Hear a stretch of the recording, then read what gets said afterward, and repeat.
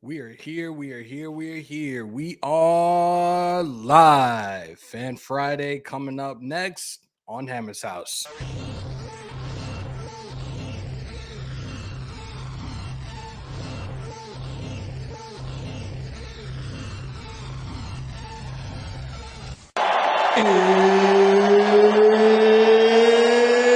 It's time. I feel like the grass is green, and everything I do is unseen. But I know that's just in my mind.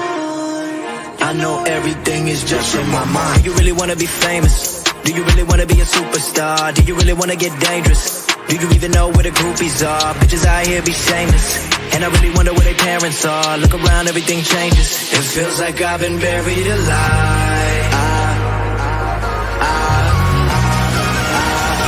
Let it breathe. It feels like I've been buried. Good morning. Good morning. Good morning. Especially those on the West Coast. Wake your asses up. Welcome to the original house, the only house you want to go to for Las Vegas Raiders and UFC content. Welcome to Hammers.House. Before we go any further, let's do a quick roll call. Knock Andrew. See, I told you you're not blocked. Sinister Rain, Holly Tanner, D-Mokes, my son Prez, Janelle, good morning, Brian Rodriguez, Sarah Phillips, Lizette, Sencal, Grizzly, Mason Blue, Chansworthy, good morning, everybody. We are doing a simulcast on Raiders, on Spotlight Raiders Talk as well. If you guys are over there, make sure to come over here and sub as well. We are currently at 1937, so we are officially, 63 away from 2K. Let's get it up, y'all.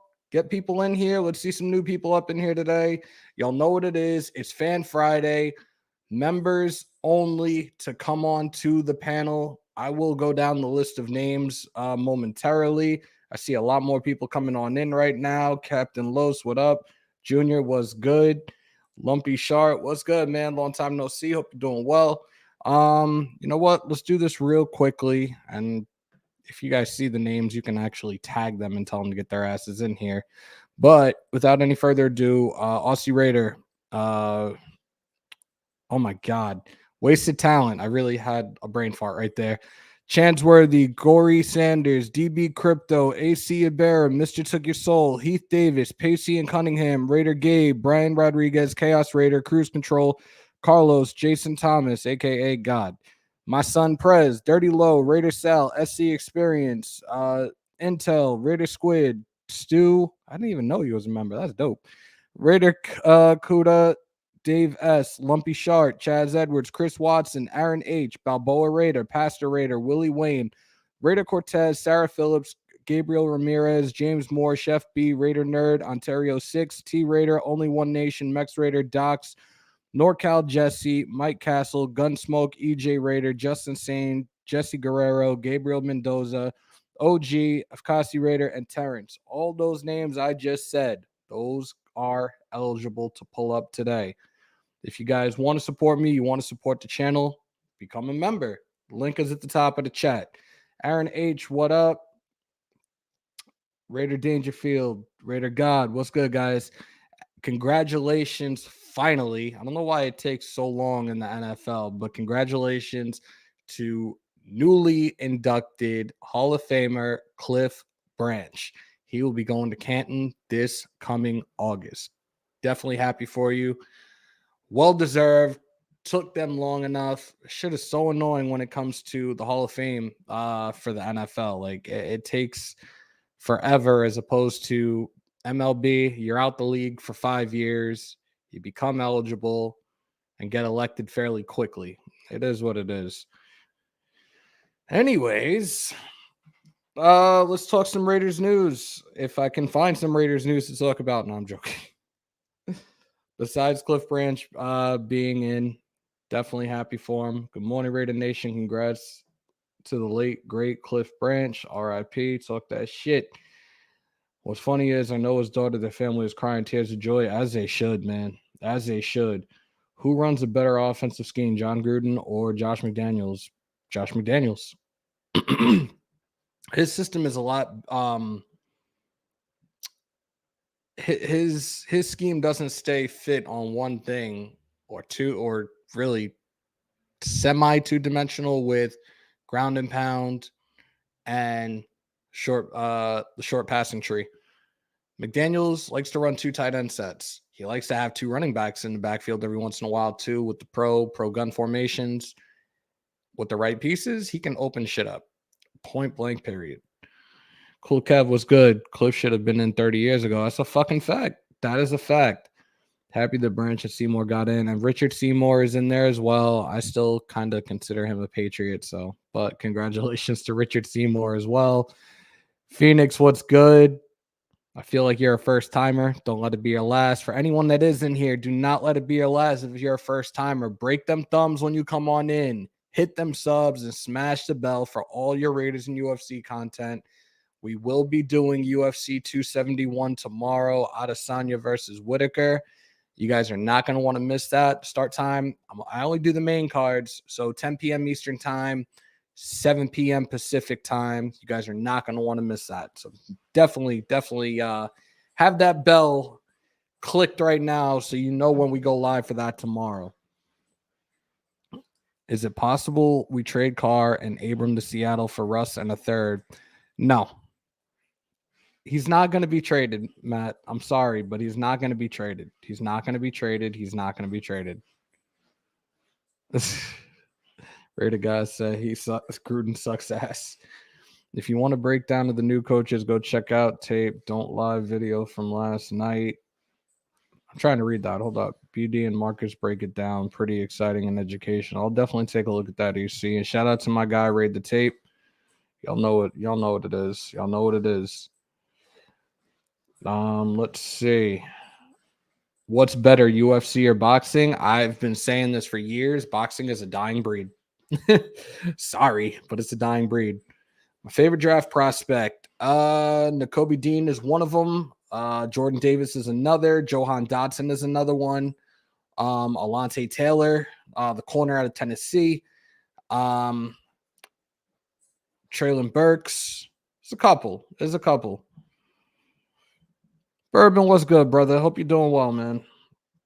I don't want Russell. I know I may be in the minority, but he had better weapons and still didn't do a damn thing. Nah, we're on the same page, bro. We're definitely on the same page with that. And I was watching Mitchell Renz yesterday, and he was actually talking about what we had spoken about earlier during my live, or I think I was on Dirty's live when we talked about this, in regards to potentially trading for a receiver. And he gave his top 5, and one of them is DK Metcalf.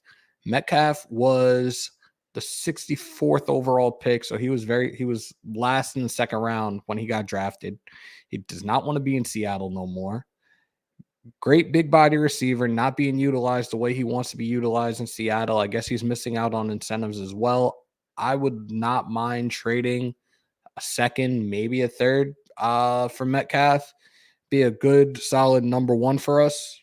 I don't see why not. And funny enough, I did not realize, and this is, I guess, just watching him with these 40-yard dashes against guys, I didn't realize he was as big as he is. 6'3", 235. I thought he was actually shorter than that, but that dude's a monster. I don't see why we don't try to get him locked in over here. He said Logan Paul the GOAT. Please stop that shit. Captain Los, welcome to the Raider Nation Syndicate. Welcome to the family. Thank you for becoming a member. And for those that want to become members, those who want to really support me in the channel, the link is in the top of the chat. So definitely click that and join. And the one perk right now, you get to be in the live today. You get to be in the panel. So those that are eligible, do me a favor, either send me an email or DM me on IG, and I will send you the link, and you can pull on up.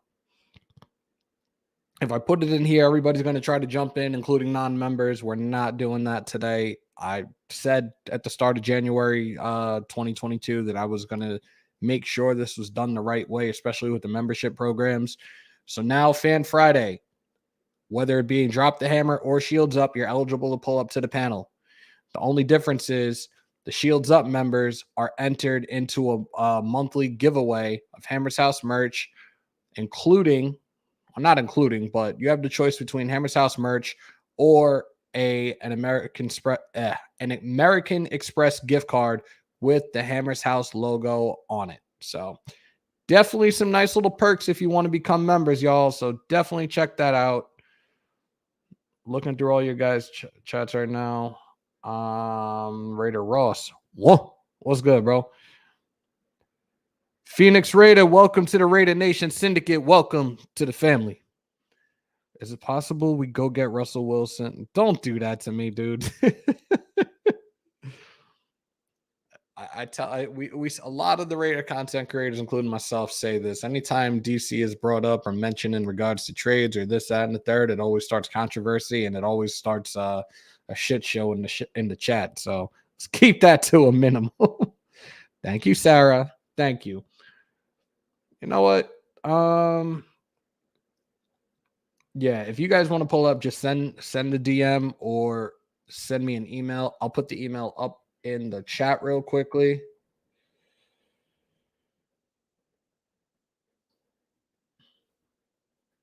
All right, so the email's up there. If you guys are members, email me or DM me, and I will send you guys a link to pull on up and chat it up. Let's have some fun. It's all about you. This day was made specifically for you guys. Talk That Shit Tuesdays for everybody. We have fun in here. I try to make this as interactive with you guys as possible. Again, you guys are my second family. I love you guys. I love the support. I love everything you guys have done to help build this channel. Let's see what we got. So Silver and Black Pride has an article out. This came out about 4 hours ago. What will Max Crosby be worth? Scary thought, man. Hold on one sec. Yo, Hammer.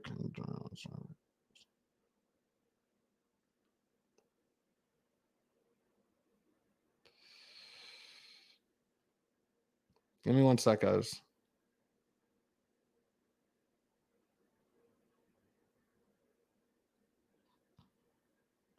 All right. I'm just looking through this right now. Hammer, what would shock you in the off season, bro? That would be like, wow.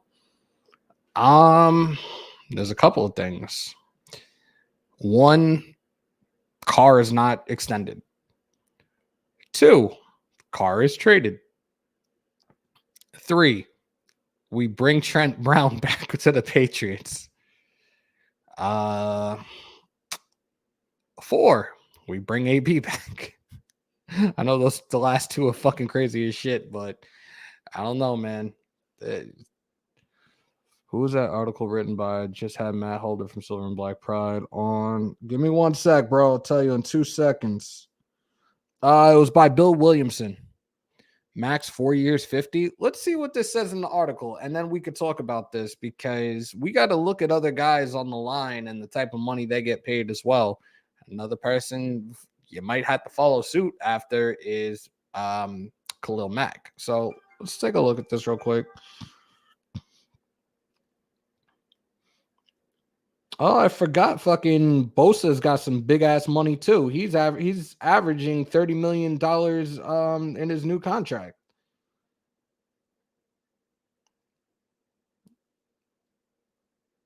Think about Bosa being the number 2 overall as well. That's something to think about.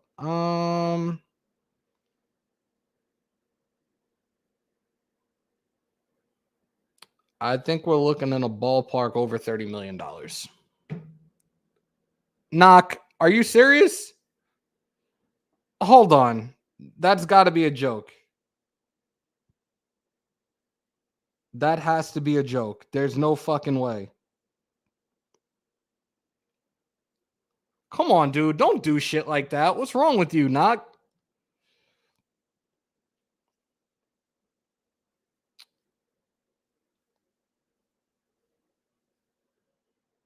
I did highlight that. All right. Anything with Brown in the last name is bad news except Tim Brown. That's a fact. Trent Brown only got to miss multiple games due to the sniffles. So do we think Max Crosby is getting 20 million? I'll boycott the season of you bringing either Brown back.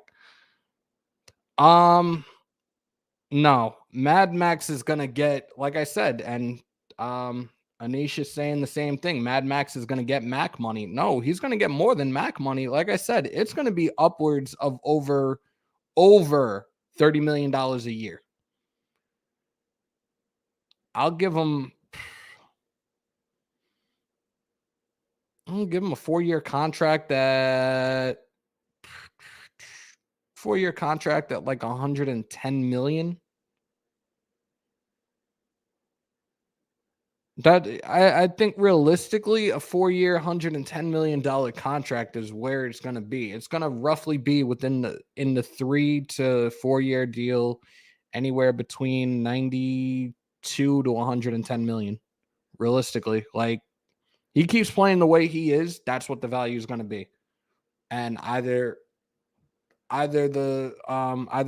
Mark Davis ponies up or he walks. Dude's got the Raiders shield tatted on him. He wants to be here for his career. So let's be real. Remember that old it was an old commercial back in the day. This dude was getting a tattoo of the team he played for, and then he got traded. Just imagine that shit. Or imagine somebody that gets a tattoo of every single team they ever played for. That would just be overkill. Renfro's contract will be Rated John. What's good? Renfro's contract is going to be something along the lines. Dangerfield, yes. Renfro is a slot. The value is slightly different. The only thing is, in regards to the offensive scheme that Josh McDaniels runs, a slot receiver is heavily favored, heavily targeted, just like the 2 tight ends. I'll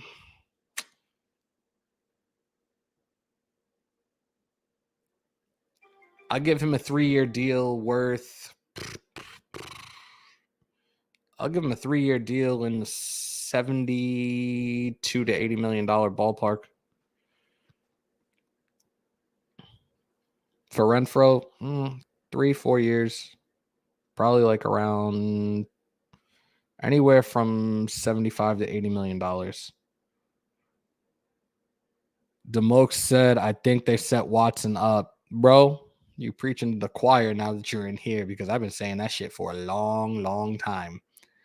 It's just coincidence that he wanted out, and then all of a sudden, no, the fuck you, not going nowhere. Legal issues. Like,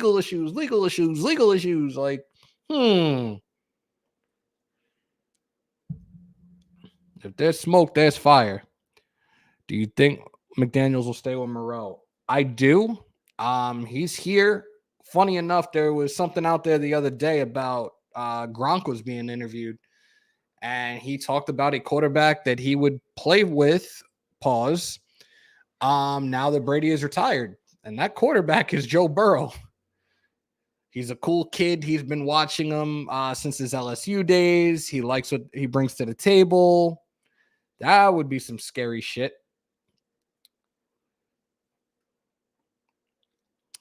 You know what, Brian? How about we drop that to 365?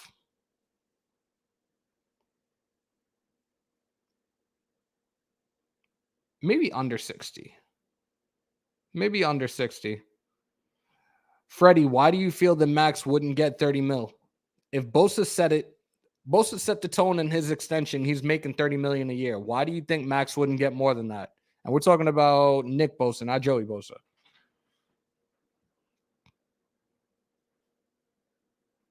Renfro will be a god in McDaniel's system. Absolutely right. Again, and I say this all the time, and it's the fucking truth when it comes to New England and their type of offense, especially with Belichick. He loves his shifty white boys. Amendola, Edelman, Welker. Those guys fucking shined in New England. In this type of offense, Renfro is going to fucking eat, man. He's probably going to have career highs this coming season. Pay Max, Renfro, and Carr, but Raiders must nail free agency in the draft so the team continues to thrive without the cap hell. We now have a front office that can do it. Let's fucking go. Talk that shit. He's like 3 years, 38 mil. His value is going to shoot up, especially if he puts up the same, like, identical numbers as this past season. His value is going to shoot up. NorCal, what's good, brother? The time of the white receivers is back. Yo, Renfro, Cooper Kupp. Come on. So, unfortunately, I spoke to you guys yesterday. I thought that I had the opportunity to interview some of these players that are currently going to the Super Bowl this weekend, but apparently the press conferences today are in person, and obviously I'm not in LA. So unfortunately, I do not have that opportunity, which sucks. I was really looking forward to it, but it is what it is. The time Vitality was good. See you in there. My fault, dude. I'm getting messages left and right. I'm losing my voice because I only slept. Excuse me. I slept like 4 hours. Could not sleep for the life of me. Balboa, what's good, bro? Good morning, Queen. How are you? Willie Wayne, what's up? So, who did I just see come in? Balboa, you're eligible to pull up, bro. Again, members, both tiers, you guys are eligible to pull up this morning. So come on in and chat it up. Give me 1 second. I saw Dirty's on that too, so I think he should be pulling up at some point. Hopefully. Let me send this off. Send this out rather. There we go. The longest yard. That's how a white person runs the ball. Yo, Hammer, you want breakfast country? Nah, dude, I'm good. I'm good. Lumpy, you can pull up. You're a member. You're eligible to pull up, dude. Raider 805, what's good, man? Hammer, you think the era of drafting safeties as linebackers is over in Vegas? Yeah, because we have some smarter people in the office now. I still think I think Patrick Graham has some stuff that you're going to see from this defense that you're going to be like, holy shit, why weren't we doing this last season? And I think it's going to start with potentially putting Abram in the box a little more often. Most definitely. My thing is, if you got kids that can say that Abram needs to be in the box, and obviously these old fucks didn't know what the hell they were doing. Balboa, I will probably be on until about 2 o'clock today. 2 o'clock my time. So that's what? 10 your time? Something like that? I don't know. I think it's 10. No. Whatever the hell it is. I think it's 10 your time. Something like that. 11 your time. I don't know. FKC, bro, send me a message on Instagram and you can come and pull up, dude. You could definitely pull up, brother.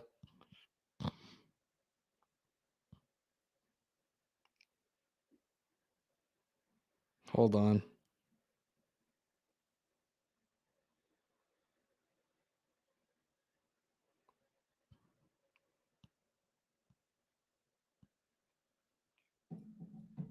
EJ is in here. I didn't even realize. My fault, dude. All right. If Cassie's about to pull on up, if he's not half asleep yet, because we know it's a totally different time on the other side of the world. I don't know if Wasted is up. He's a member. So seeing some of the people that are members, I'm like, holy shit, I didn't know that they were members, and that's probably my bad, but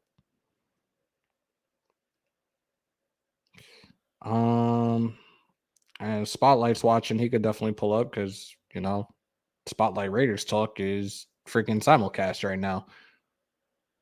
So if Cassie's gonna be pulling up in a little bit, let me get back into this so I can see you guys and see the chat. My apologies.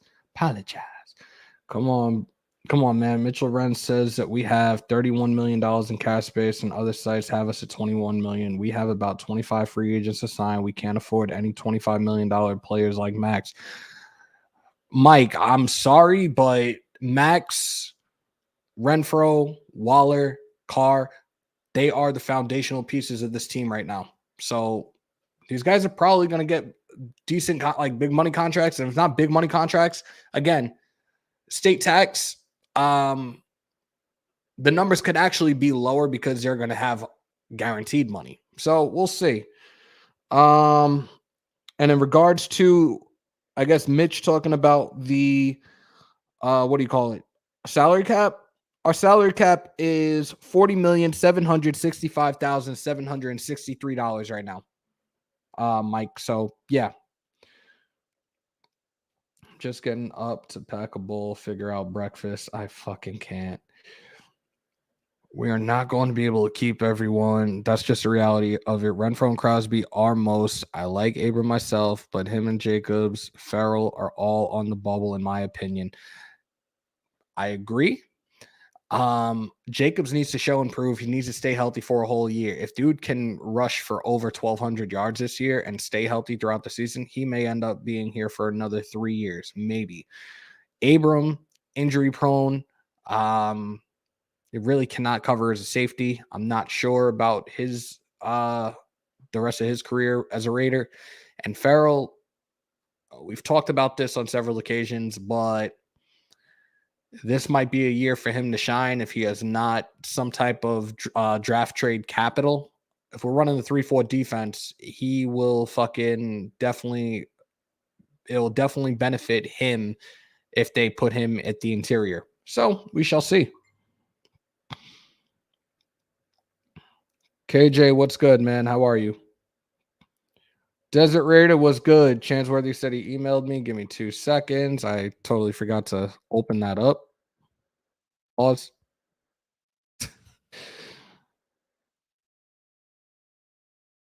And I got some gear coming within the next week or so. So that should be dope. I'm trying to open my email. This is why I need what do you call it? This is why I need to upgrade this Mac, because I need something with more memory to put out all this stuff that I do with you guys. Oops. Give me 1 sec, fellas. Ladies and genitals. Joking. All right, so that's sent out. Chansworthy should be up here soon. Again, if you guys want to pull up, as long as you're members, you're eligible. If you want to become a member, you want to support me, you want to support the channel, the link is at the top. Send me an email. I put the email up there before. I'll put it up there again, or DM me, and I will shoot you the link, and you can come on in. Raider Gabe, what is good, my brother? How are you? According to the Rams and the Saints, the salary cap is just a suggestion. Yeah. Do you want to go over that? I'll go over the last. I'll just go over the 2 worst right now. Actually, I'll give you the 4 that are in salary cap hell. The Minnesota Vikings at -11,175. Dallas Cowboys -11,357. The Green Bay Packers -37,234. And the Saints -69,990, 345. The Rams they got $5 million in salary cap space. Balsamic vinaigrette. That's a big word for Elmo. Don't start that shit. Abram is an absolute beast, a typical Raider. If he can clean up the penalties and coverage skills, he would be the cornerstone of the defense. Steve, I've talked about this in regards to Abram's play as long as he's been with us. And I love what I saw out of him in the box, especially before he got hurt. He was tearing the field up. He was fucking getting tackles for losses and just putting people in the dirt like almost immediately after the snap. But yeah, those are the things he needs to clean up to be a solid player, especially if they're going to continue to have him playing safety. Pyro was good. Robert Pena was good, man. Hope you're doing well. Gabriel Mendoza, good morning. Welcome everybody that's coming on in right now. We got 109 from what I'm looking at. It might be more, it might be less, but those that are coming on in, break them thumbs. If you don't know what that means yet, hit that like button, y'all. If it's your first time in here, do not let it be a last. What up, Hammer? That's why I swear Mitch is a certified soccer mom with his shit sometimes. Trust me, I look my stuff up, and I'm not the type of person that really is big on numbers, but salary cap is super important, so I needed to make sure that I found the correct information and know what I'm talking about, and I have all 32 teams salary cap space right now. It's not bad. We're with ours right now being at 40, we are 12th. So that's not bad. We have money to play with. Let's see if anybody else is coming in here that I haven't said good morning to yet, because I can't be disrespectful to y'all. Y'all, my family. Cash Lord, what's good? Vinny Thomas, what's good? Dirty, what up? I'm mad confused right now. If y'all missed it yesterday, that marathon was fucking hysterical. We had a good time, as long as I was in. Yo, Brian, you just became my new best friend, because I definitely want Bijan Robinson. I'm a huge UT fan. I love what I saw out of the kid this past season. That's why when people have talked about, oh, we should draft a running back this year, no. I'll wait for Bijan Robinson to come out. Richard is gone. Dirty did mention that it's probably going to do an injury settlement with Drake. I think when it comes to getting another running back for us, Sony Michel should be that guy. Sony Michel's thrived under Josh McDaniels' offense. Having him and Jacobs in the backfield could definitely be a really good two-headed monster. And Michel was eating throughout this year with the Rams as well. Brian, thank you so much for the donation. Jesse Guerrero. Are we talking about Pro Bowl MVP? Congratulations. League MVP? No. Not yet. We gotta win and have like a deep playoff run, and he's got to be extremely successful. He's got to be on some Aaron Donald type status to be like, yeah, he's an MVP. You think Stafford is better than Carr? All right. So I touched on this a couple of days ago, especially in regards to Stafford is now making his very first Super Bowl appearance. He's been in the league for 13 years. He has played on some god-awful teams in Detroit. Granted, he did have a few weapons around him, primarily Calvin Johnson. He made 3 other playoff appearances. He made those appearances with Detroit. It's tough to say, especially with Stafford, because Stafford is another quarterback. Like throughout his career, I just would always see his stat lines, and he was a very consistent quarterback.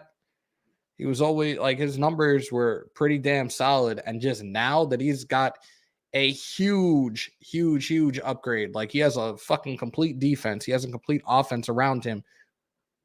It was just a matter of time. He had all these things around him. He was going to be able to be successful. With Carr's just had trash ass teams besides the 2016 team. Carr just finished 5th in passing yards this year with somewhat of a depleted offense. Like, we lost Ruggs. We signed D-Jack. He wasn't really doing anything. Zay Jones came through every once in a while. Waller missed a decent amount of the season. Renfro fucking balled out. I think if we can get a legit number 1, we fix this O-line, we can have that debate maybe next season. Again, Stafford's been in the league longer, but he still has had more playoff appearances. Ray, what's good? Team Raider, what's good? Only one, what's good? Sean, let him know. I see folks saying trade for Metcalf. Teen, I'm saying it as well. So Metcalf does not want to be in Seattle no more. No more. Good chance Russell Wilson's going to be out of there momentarily. Metcalf is not thrilled with the offense, not thrilled with him not pretty much being able to produce like he should. He was a 64th overall pick. He's 24 years old. He's still on a rookie contract. Trade him for a 2nd or a 3rd round pick. I don't see why not. If we can't get Adams, we can't get somebody like Beckham, then we try to trade for DK Metcalf. Definitely. Zeus was good. Big D was good. Hammer, what do you think of that kid from Minnesota, Daniel? Second round. I haven't looked at him yet. So when I get a chance, I'll take a look at him. Buddha was good, man. Another one. I feel like I haven't seen you in a long ass time. Lumpy, cut your shit. Without any further ado, Let me bring this man in from the land down under. And he knows how I'm going to introduce him when he first walks in. So I'm not even going to say his name. Ozzy. Oi. What's cracking? What's up, brother? How are you? Yeah, not bad. Nice. I was up late and I thought I'd grace you with my presence. So yeah, I definitely appreciate you. I definitely appreciate you being on. I feel like I haven't seen you in a minute. Yeah, I've been busy with life and that. You know how it goes. So yeah, it's good to be back. What's up, chat gang? I'm trying to catch up to this again. This is so difficult sometimes. Everybody comes in here and floods chats, and I'm not complaining, y'all. I love it. It just takes time to catch up. Keek says, put Carr with those weapons. Carr would be in the Super Bowl just like Stafford. I want us to win, but a rookie ain't it. I agree. Glad we are all on the same page. We had this conversation in the middle of the season when our season looked like it was going downhill. And I said a team that I thought that he would have been able to, another team he would have been successful with would be the Saints, at least when they had Sean Payton. I think he could have thrived out there as well, and he would have been successful. We have the right people in the front office. We have the right coaching staff now. It's just a matter of making the other correct moves. Without any further ado, let me let Chansworthy in here, and I need to send this link to someone else. What up, brother? What up, brother? Good afternoon. Good afternoon, man. Not much. Out here working.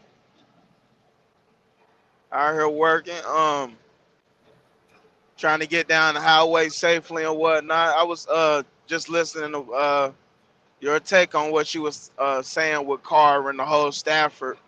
Just trying to really compare. I think you was right with what you were saying. Basically, let's see where we get. Let's see where we get to when we get in the season next year, and then we may be able to compare. Because right now it's like apples to oranges. One man is at home on the couch with the rest of us trying to figure out where we going. The other one is in the Super Bowl in a few days. You know what I'm saying? So that's a fact. That is a fact. Like I thought about it the other day, and I was just like, hey, like this is what Stafford has, and this is what Stafford didn't have in Detroit. But he still made playoff appearances in Detroit. That's the thing. I'm like, okay, you can't, again, it is apples to oranges. You can't really do a comparison. He's been in the league longer, too. He's been in the league for 13 years. And he did have Megatron. He did have Megatron, but he didn't have a defense. He did have a couple of weapons on offense, but not solidified weapons compared to Megatron. Well, he did have. He still was able to get them to 3 playoffs. They made 3 playoff appearances while he was there, and shit just couldn't pan out because he never had a balance of a good offense and defense. He got the keys to the castle when he got traded to the Rams. And look at where they're at now.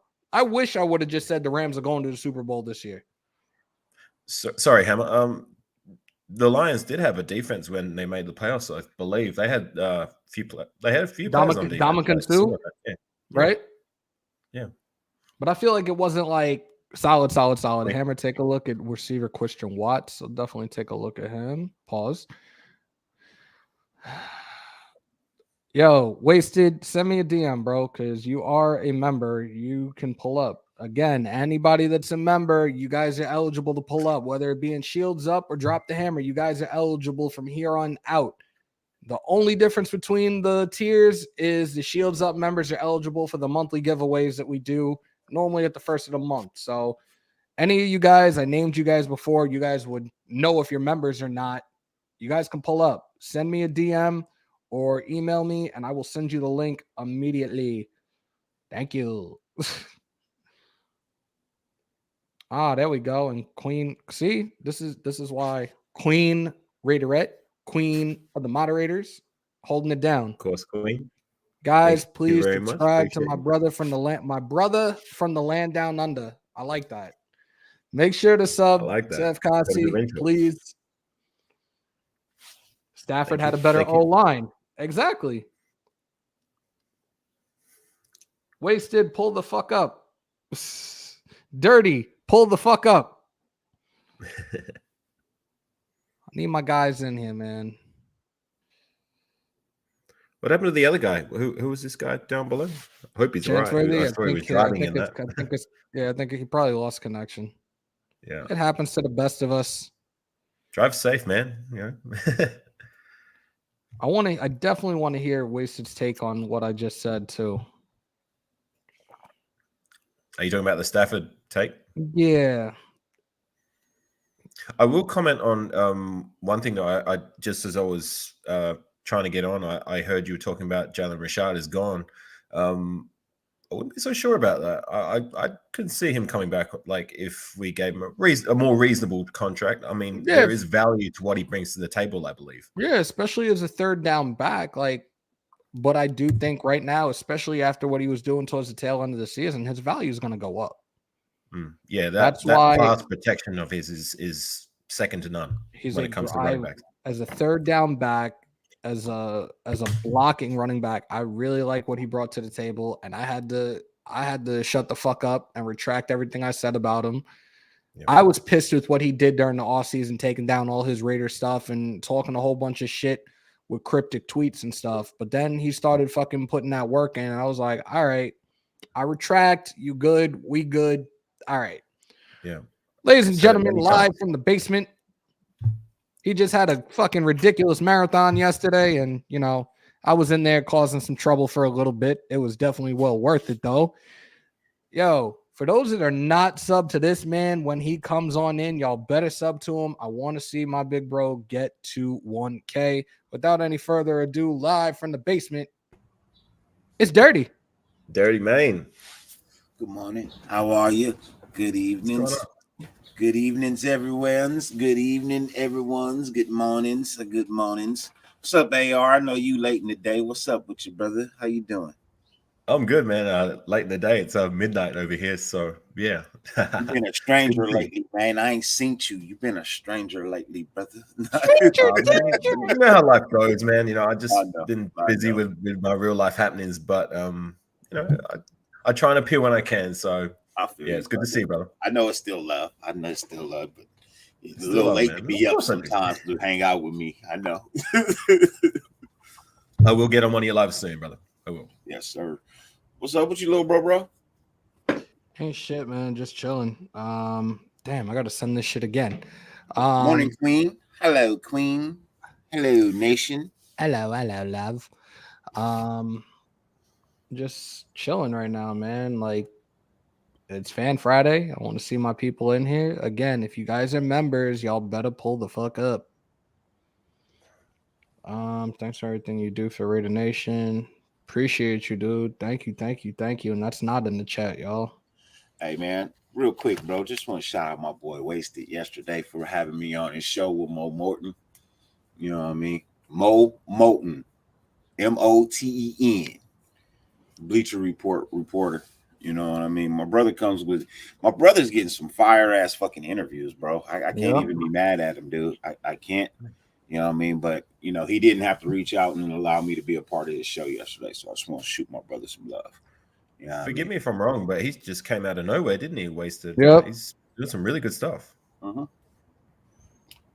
Like a crackhead running into a burning building. He came out of nowhere. He's new to YouTube, but him and two of his boys got a podcast, you know what I mean? So he has a little bit experience, but not that YouTube experience, you know what I mean? But my brother cool as fuck, you know what I mean? So shout out to him, shout out to everybody, especially my little bro right here. You know what I mean? He always fucking with your boy. So damn, I can't do the Elmo today. Fuck. Is that what that was? Oh, you missed it yesterday. Did a Raider, it's a lot of things. Did allowed Raiders in Elmo's voice and everything, and go figure. Prez gets a hold of that shit and put my face on Elmo's body, screaming that shit out. She was hilarious. Good old Prez. Son of a bitch. We love you, Prez. Let me find this shit. Actually, I'll play it real quick because I can't get copyrighted for this shit. Prez is starting to make moves with his editing. Good to see. Yeah, he put a nice little price list up for everybody yesterday and all. You know what I mean? Hey, it's worth it. It's worth it. Son of a bitch. I love it. He said, shout out to Charles Barkley too. What the fuck? Oh, yeah, Charles Barkley. Marcus Allen. They all pulled up yesterday.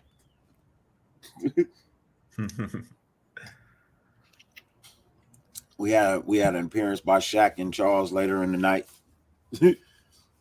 Spotlight's been grinding and working. For those that are in the chat right now, because I can't see everybody's Spotlight. I'm doing a simulcast between Hammers.House and Spotlight Raiders Talk. You guys know I'm part of Spotlight Sports Network, so I'm running the simulcast for him as well. If you guys are over there, you can jump on over here. If you're not subbed to either one of the channels, sub. I believe Spotlight Raiders Talk is almost at 7K, and I'm like 60 something away from 2K. So let's get those numbers up, y'all. Tell the Raider Nation, spread the word, get everybody and their mother in here, break them thumbs. My big bro is in the building. If he's awake, he's obviously more than welcome to pull on up. What up, Docs?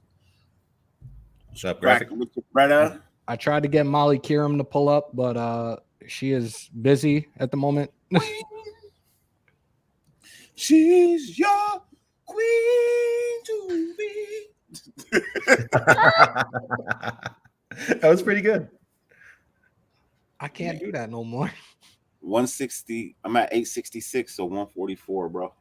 You did get some numbers yesterday. Like Yeah, I looked at it. I looked at it last night, and I was like, okay, let's go.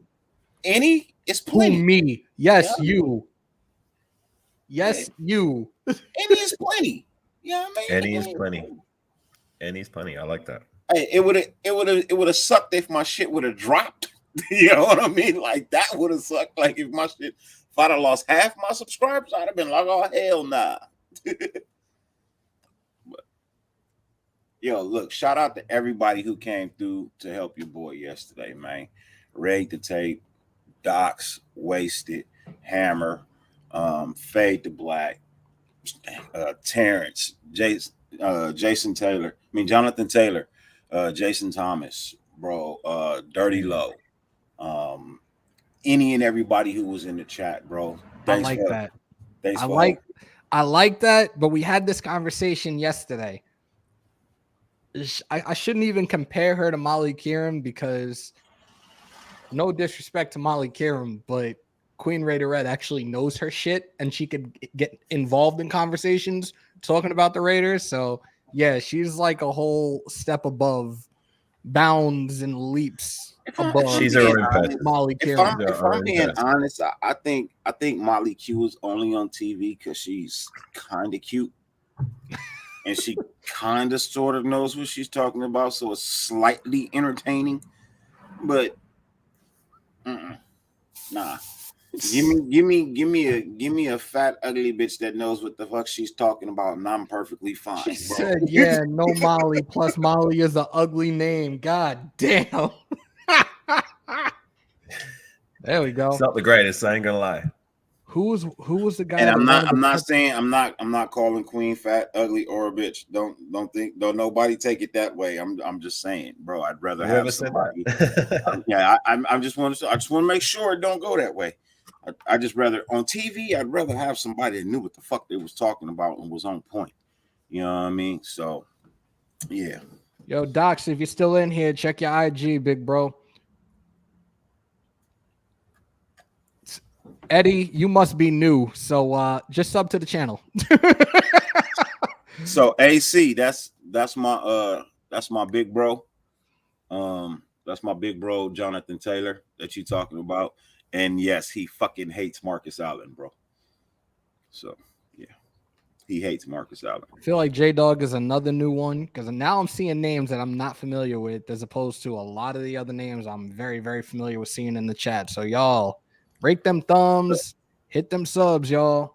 I don't mind women. I really don't mind women being on ESPN, NFL Network, none of that. But what I would request is that some of these people knew what the fuck they were talking about. You know what I mean? Even with the men too. It ain't just the women; it's the men too. Yeah. I wish some of them knew what the fuck they were talking about. Yes, Trey. Yeah, that's Jalen Rose's ex-wife, but she was already on ESPN before she married Jalen Rose. You mean? Do you mean Stephen A. Smith's new girlfriend? Of course. He tapping that now? Well, he probably have been tapping that. Bro, whatever. That's why they got divorced. See, Stephen A., you're a dick.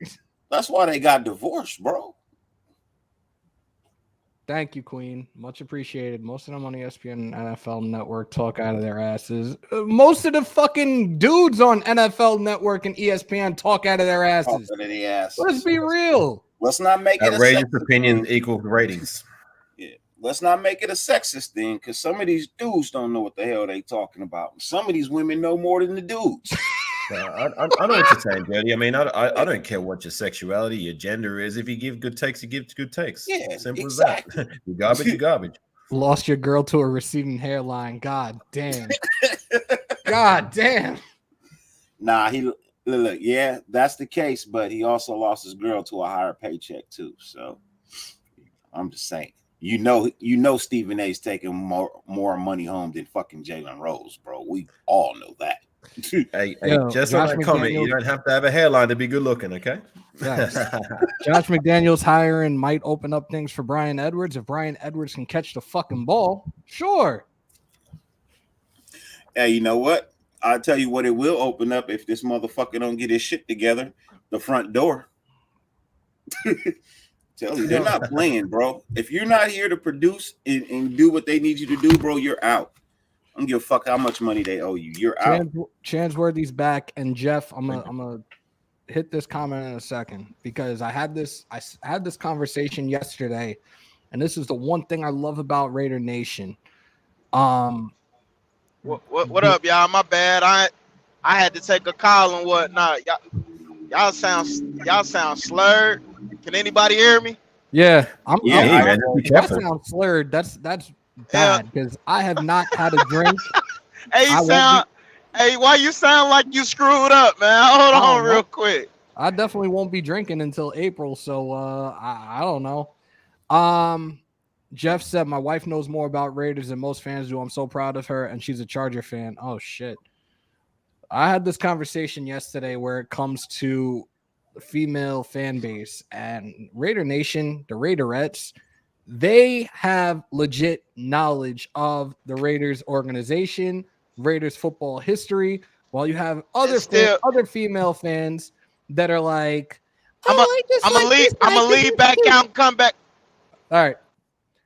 Oh, I just like this guy because he's cute and don't know shit about the game either. Like, I don't got time for that shit. Yeah, Raiderettes actually know the facts about their team for sure. That's the one you thing see these I other love females and appreciate other teams about this shit. team. Yo, Wasted, what the fuck are you doing, dude? Pull up. Are you guys going to talk football? Yes, we were. I last time I checked, I opened up talking about football and talked about Max Crosby getting an extension, talking about Hunter Renfrow getting an extension, talking about us trading for DK Metcalf, talked about a comparison between Carr and Stafford. It's Chansworthy's freaking connection one more time. Sorry, just on that. Hey, okay. I can hear you. Damn, my bad. The ice road trucker is back. I'm on the road again. Hell yeah, what up, D? That I've never been. Raider Paulie was good.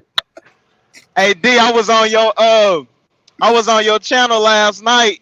Yeah, I put you in like 3 different Facebook groups and shared the channel. So hopefully you got a couple more subscribers. I know you're trying to get up to that 1K so you can be monetized. So however I can share whatever I need to do, I'll keep doing it until more motherfuckers come in and you know what I'm saying? Bring something to the table, bro. Oh shit, what up, Thor? My fault, bro. What's good? I greatly appreciate that, my brother. For real. Hey, but your live was lit too last night. You was I watched you then and I watched you when you I watched I didn't Sultan. see not Sultans, but Wasted. He had a live, I guess, with Mo Morton, and you got on with that. Y'all was talking that draft shit. I said, look at Dirty schooling motherfuckers again. I ain't schooling nobody, just offering my opinion and hopefully it's valid. You know. Well, not so much as schooling people, but like getting motherfuckers hit, bro. You so knowledgeable about a lot of these players that a lot of people ain't even been talking about. So you know something, bro. And that's what I mean by schooling, like giving your take. You know what I'm saying? Your knowledge. You know what I'm saying? Being real informative. Because you was talking about some dudes, bro. I'm not even gonna sit up here and act like I know something about a lot of these players. Because there's hella players out there that's either UDAs or lower draft, like at a lower draft class. Bro, I don't know shit about none of them players. I be getting a lot of these people's names from y'all, cause y'all be putting them out there like, oh damn, I didn't even know this motherfucker existed. Like, no disrespect, you know what I'm saying? Like, Well, truthfully, I but got nothing but time, bro. I sit at home all day, take care of my kids. I got nothing but time to look at film and stats. That's all I literally have time to do. You know what I mean? So I dive into these players that are way down on the board that nobody's looking at, nobody's talking to, because these are the players that have the potential to jump up out of fucking nowhere. So, yeah. hell yeah. Keeks, do you think with a better staff we would have been in the Super Bowl? No. I feel it. That's a no. No. That's a no. No. From last year's team, that's a no. Sorry. I don't think Gruden would have got us to the Super Bowl if we would have kept him. No, he's saying if we had an entirely different coaching staff, like if this shit didn't happen in the middle of the year, had we had an entirely different coaching staff to start the season, do you think we would have? Nope, because it would have been DC would have been going through the same thing he's going through now. Another fucking coach. It probably would have been the same thing. It would have been the same thing going on for sure. Shout out to Ern. Do y'all think we're waiting to pluck from Cincinnati or Rams coaching staff our OC? Yes. Is that Coach Dante? That's Ern. Oh, that's right. No, the voice I'm hearing that with no picture. That was. Hold on, Captain Ray Delos is in the building.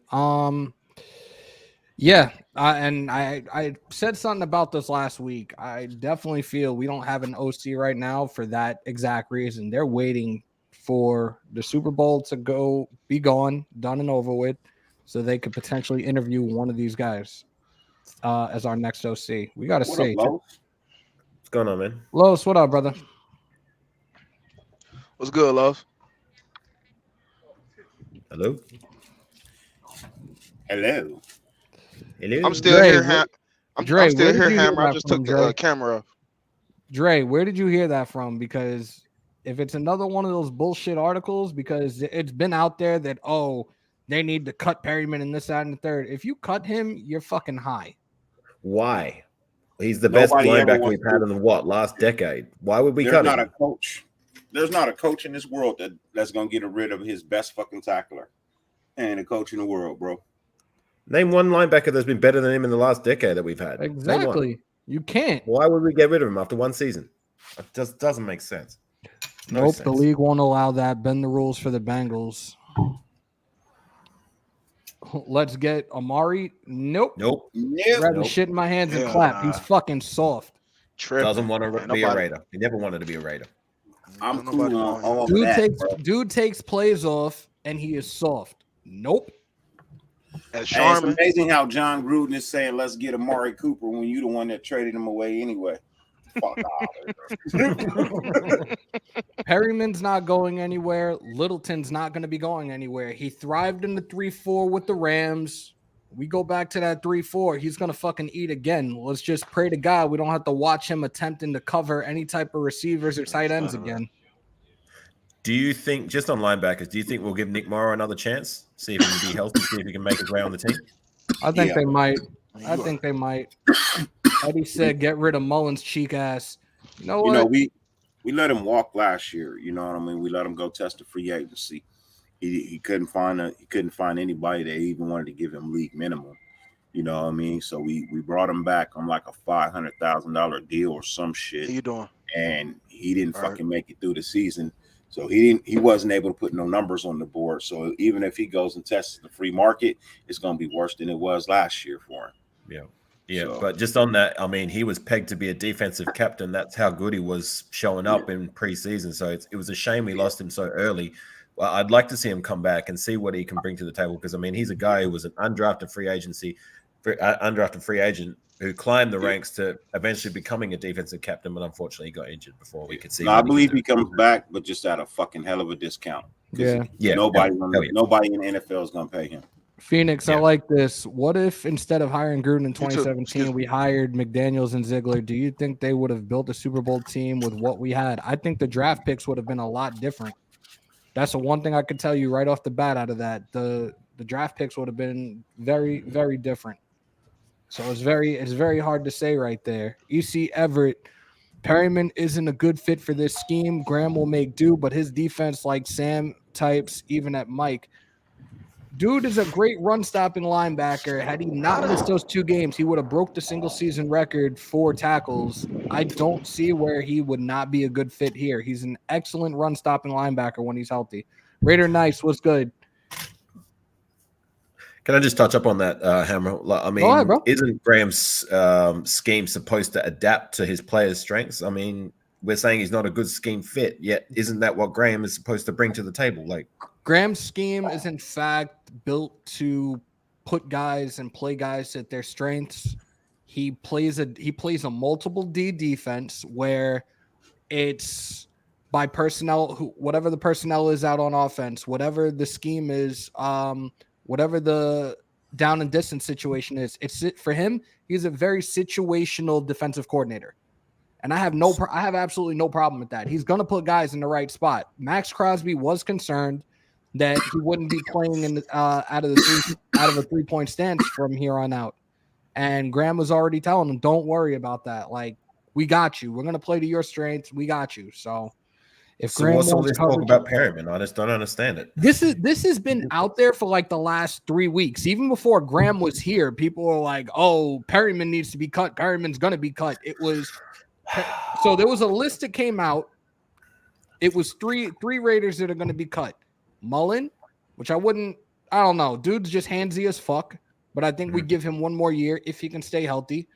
Denzel Good and Perryman. And I'm like, why the fuck would you put Perryman in that? It's not, it really isn't even up for debate. He should not be cut from this team right now. Like I said, name one better linebacker we've had in the last decade. Name one. Can't. Ridiculous. I'm trying to catch up to the chat. I'm 2 minutes behind, but I see where I got Pyro, drop the hammer, Raider 805 saying facts. Justin, good morning. Wakey, hands off Snakey. Ernst said, okay, if that's the case, I'm thinking Dan Pitcher, the QB coach from the Bengals, or Thomas Brow, the assistant head coach from the Rams. For London McClain. Oh, shit. Either one, man. Again, I definitely feel right now that they are sitting and waiting for this game to be over to interview potentially an offensive-minded person from both teams right now. If the Seahawks clean house, do we go out and grab DK Metcalf if we're unable to steal Adams? Yes. We had this conversation on my live yesterday. We had this conversation on Dirty's live, on Dirty's marathon, the Dirty-thon. He was the 64th overall pick, which was the last pick in the 2nd round. His draft stock dropped tremendously. He's not getting what he wants right now in regards to he's not shining like he should. 6'3", 235-pound receiver. A dude that's got fucking ridiculous speed. He's not being utilized to his liking, and I totally understand that. I say trade a 2nd or a 3rd round pick for him. Why the fuck not? He's still on a rookie contract. He's only 24 years old. Go for it. I'm telling you now, Seattle right now is going to be in rebuild mode. Point blank, period. Russell wants out. DK wants out. You know what I mean? I put a deal together yesterday, a 3rd this year in Foster Moreau, or Foster Moreau and a 2nd next year. People tried to tell me that wasn't enough. So I ended up having to give away Waller plus a 3rd this year and a 2nd next year to acquire DK Metcalf. Well, I think it's still overpriced. You know what I mean? I feel like Waller for Metcalf, you know what I mean, and maybe a 3rd round should be enough. Should be more than enough because Waller is a fucking fabulous tight end. You know what I mean? I would take the trade straight across the board. That would make me feel even better. Khalil Mack, absolutely not. he is owed way too much. He's more of on the he's more of contract. an end. That's why I didn't count Khalil Mack. That's what they're trying to say. Khalil Mack was a better linebacker, but to me, I don't count him as a linebacker. Okay. Because I was gonna say, like, we're not bringing him back. He is due 12 mil next year, and then he's owed 17 mil in 2023 and 2024. No, not Tell me doing how that. many times you saw Khalil Mack line up as a linebacker playing for us. Yeah, exactly. But yet they consider him a hybrid. He's a hybrid, but he's just like Von Miller. He plays with his hand in the dirt. Yeah. I wasn't counting Von Khalil Miller Mack is a when I remember linebacker, what I said. but he plays the edge. You know what I mean? He plays with his hand in the dirt. He doesn't stand up. He's not in coverage. So, Thank you, he was J more of an Dog. end. Thank you, J Dog. Perryman has a 1 foot vertical and gets cooked, but his run stop is unbelievable. Thank you. Hey, look, the man said he was going to go work on his motherfucking coverage this offseason.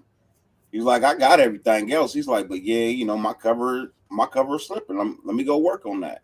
Mark Davis's barber. I fucking can't. Why is Perryman good? Because of tackles, no interceptions, 1 forced fumble. What did he do? He is a run stopping linebacker. So yes, he fucking thrived in this defense and was just eating with tackles. If you're going to tell me that tackles don't mean shit, why the hell are we watching tackle football? Let's just get the motherfuckers flags.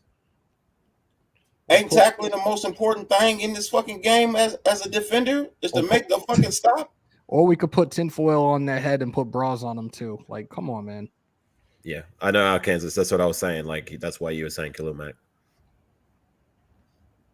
I'm good on the bra. Littleton fucking lost his spot to Diablo because Littleton was ass in that defense. Again, 3-4, he fucking thrives. I'm telling you, Littleton might almost definitely have a turnaround year. Kwiatkowski can't cover for shit. Yeah, hey Purge, thank you for making a wonderful, valid point, my friend.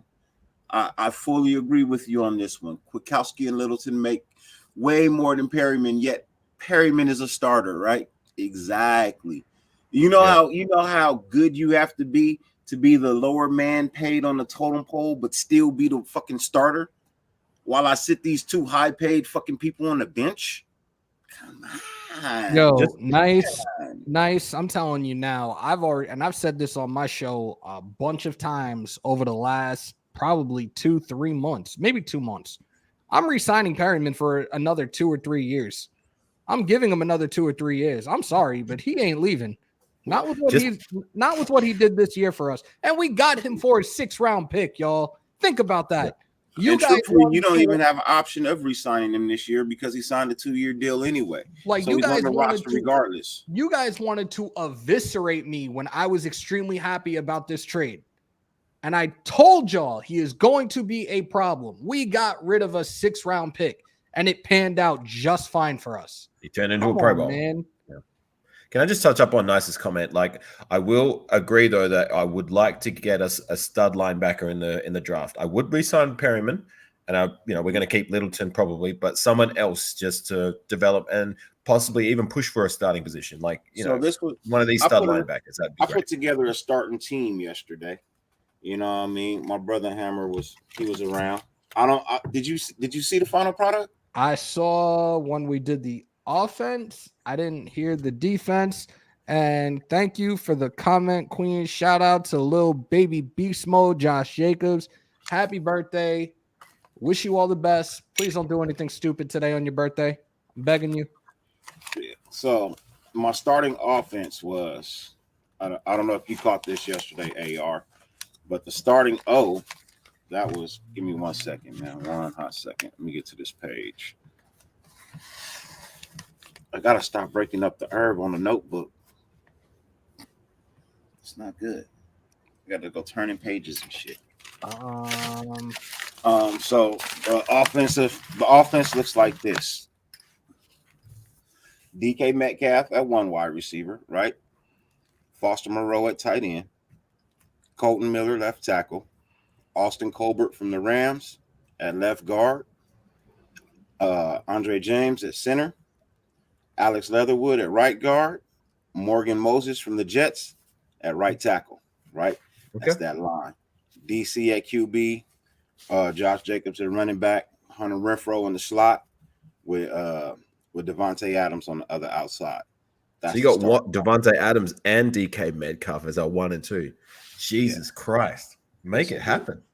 Hey, look, so my whole thing was I sold the farm for a Super Bowl this year. You know what I mean? I can give two shits about anything else after this year, really. I'm just really focused on trying to give Raider Nation what the fuck they've been asking for, which is a Super Bowl. Hey, by any means, get it done. See, this is why I love the Raiderettes right here. Mac is too expensive. We've been over this. Thank you. Yep. Thank you, Queen. And he's only going to regress from here. Right. Where's he at in his career now? Yeah. So now with the backups, you know what I mean, we got some backup pieces, some Brian Edwards and some things like that. Things to sit on the bench, right? Cool. Now let's go over to the defense. Ern, what's going on? What up, bro? Good morning. Good morning. How y'all doing? Aaron was here for this too, but now on the defense side, you know what I mean, we addressed two needs on defense in free agency. We went and got Sheldon Richardson for the D tackle, nose tackle position, right? He wants to be ready too, doesn't he? Yeah, we got Yannick on one side, we got Max on the other. We're playing the 3-4-D, right?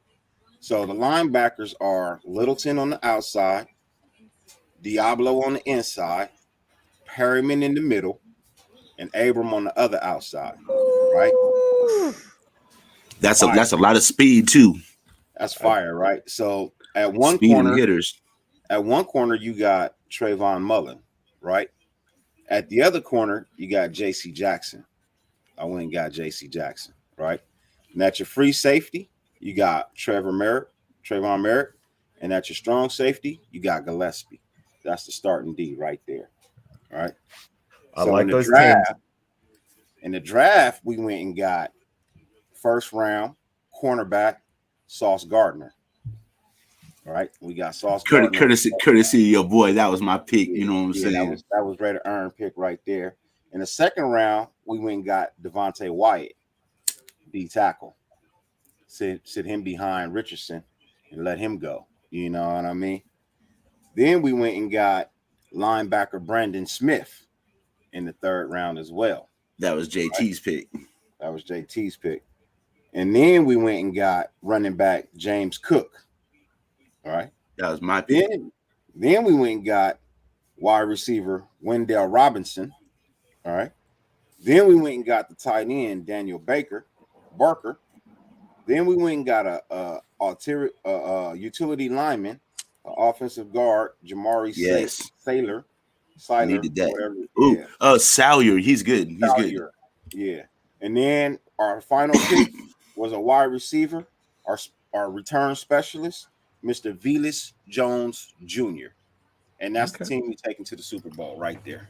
There you go. I like that. I like Brian. Yeah, that was a strong draft. I like that draft. Brian, Yannick can play standing up. We saw one particular defensive scheme that Gus Bradley ran this year. And I saw this firsthand against the Giants, where you had Max Crosby on the edge, but outside of him was Yannick. And Yannick was doing this crazy fucking swinging motion before the snap of the ball, and that shit actually worked. He just did a bunch of swinging. It was just a bunch of motion. He didn't actually make a play on that. It was just a bunch of smoke.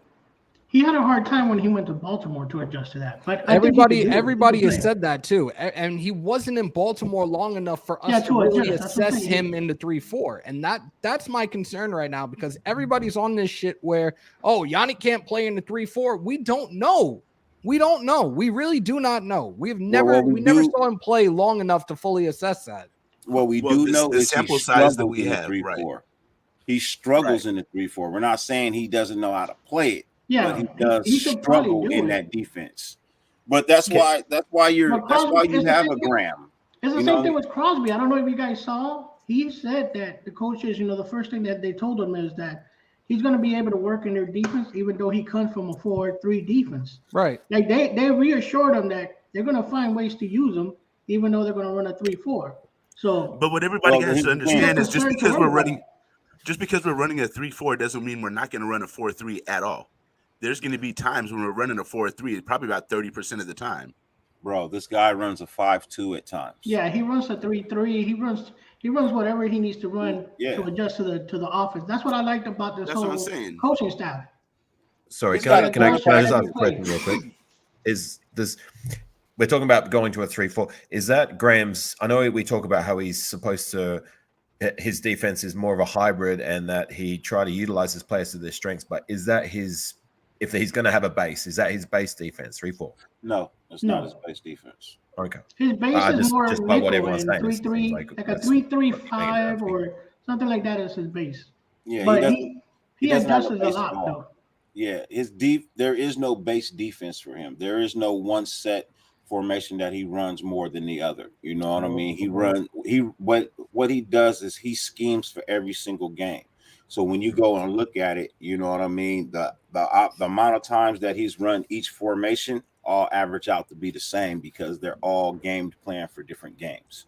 So if you guys want to put this in Madden terms, like if you want to think of what playbook this would be in Madden, it would be multiple defense. Yeah, defense. I've been It'll saying be a that. multiple D. Yeah. You know what? I think I'm gonna play Madden right now. Well, if you play Madden with the New York team, the defense is multiple. Like I gotta go get a new fucking power block for my Xbox. That shit just fucking. I'm gonna just change the Raiders defense to a multiple D right now and use the Patriots offense. which is kind of weird. They got a pistol. I played with it Dirty. the other day.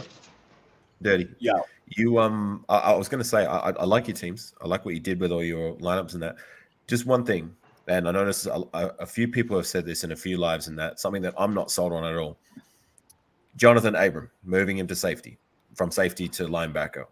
Uh-huh. Do you think he has the frame, and if he was to transition over, maybe build up his size, like would he have the ability to be able to be a run stuffer and shed those blocks if the blocker is going to be concentrating on him like he's a linebacker, not being that extra blitzer or that extra guy in the box? To me personally, I don't think so. I think he'll blow right past him, but at the same time, we saw that movie with Diablo. Diablo was a safety in college, and they converted him to a linebacker. I feel with Abram, if he gets his weight up, yeah, you can put him in the box. And Jabril Peppers, he would be a nice pickup to replace Abram at the safety position. Having Peppers and fucking Merrick over the top, bruh. Yeah, Abram only needs to put on like 15 more pounds of muscle. And it's more for like the shedding of the block, right? Is it my turn to answer? Yes. Go ahead, Dirty. I'm just playing. Go ahead, Dirty. I'm gonna kick you, Dirty. No, I'm just playing.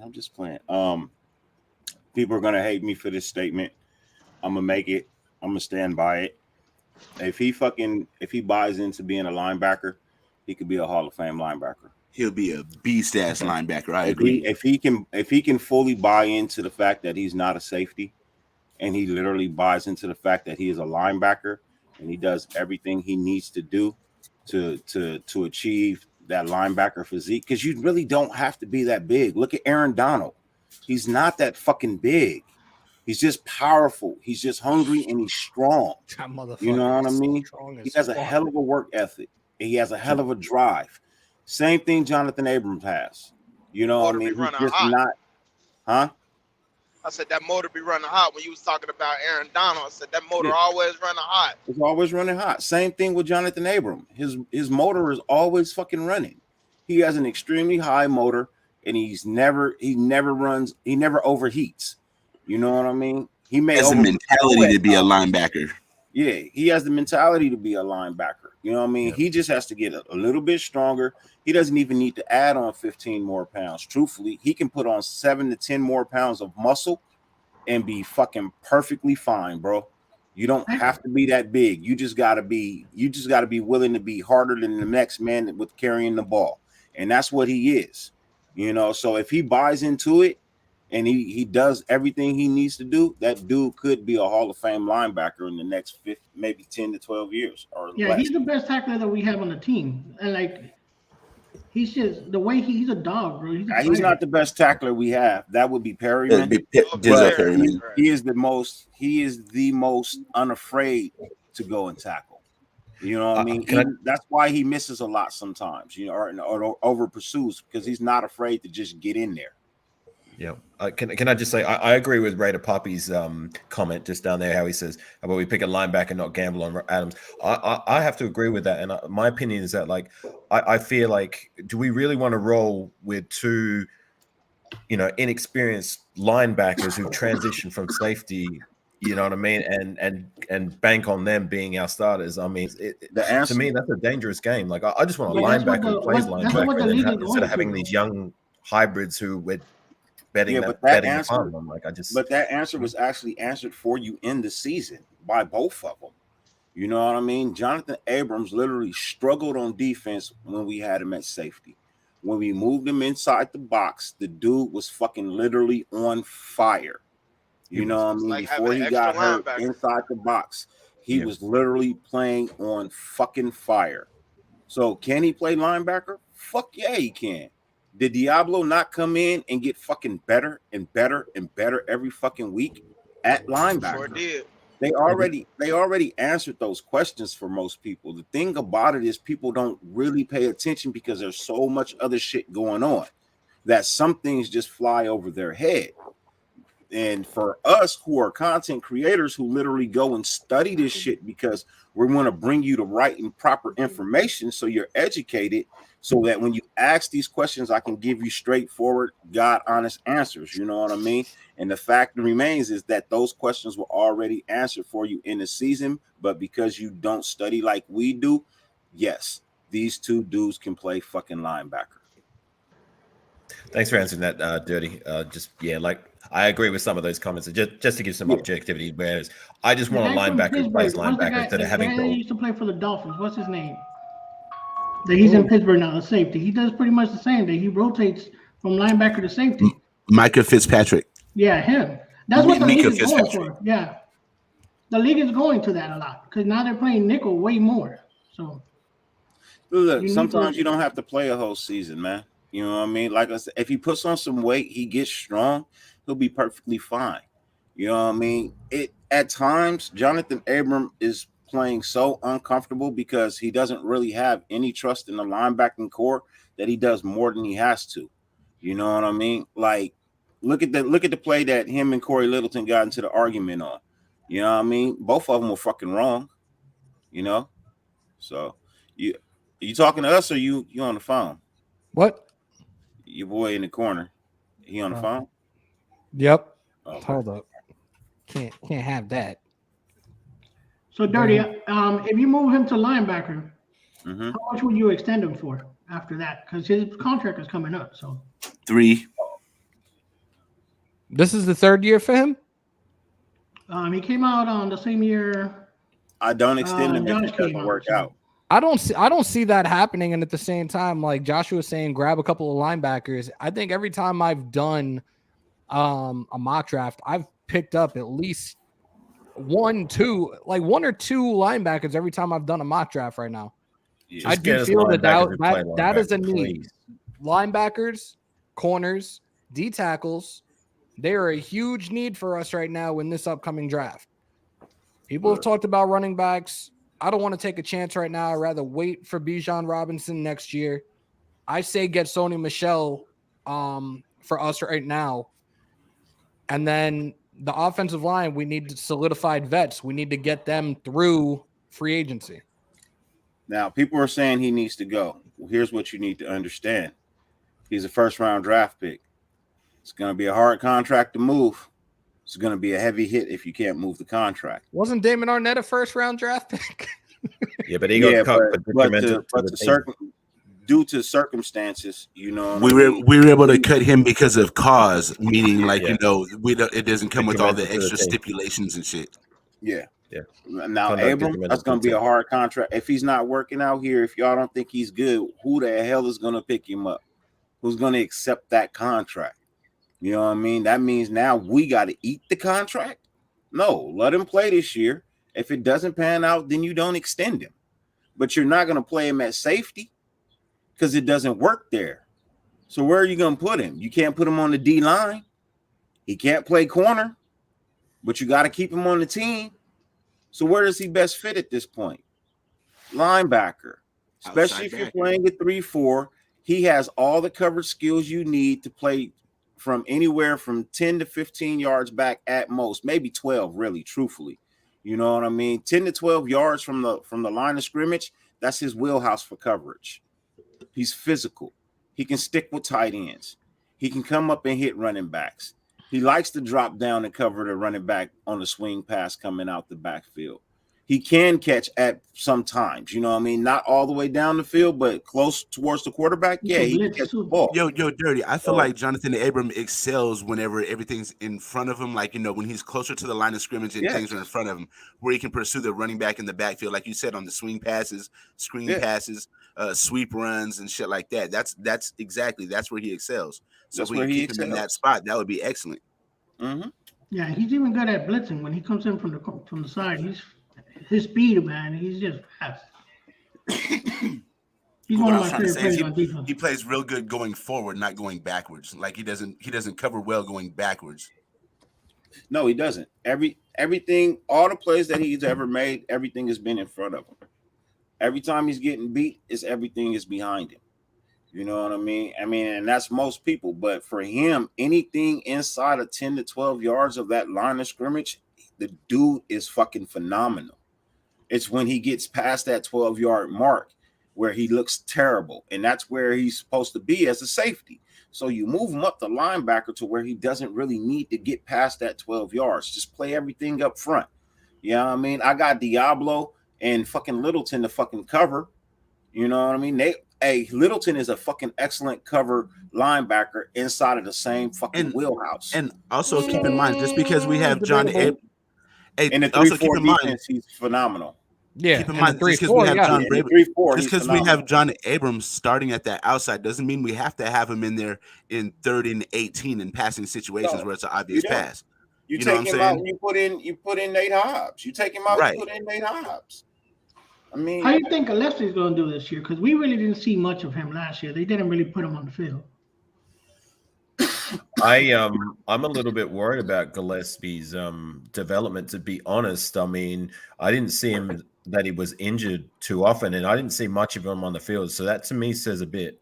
So yeah, that's my take on this on Gillespie.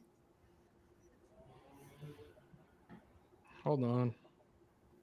On that note, guys, gotta go, right? Thanks for having me on, Hammer. Good to catch up with you guys again. I will catch you guys. Have a good one, my man. Have a good one, AR. All right, peace, guys. Bye. What up?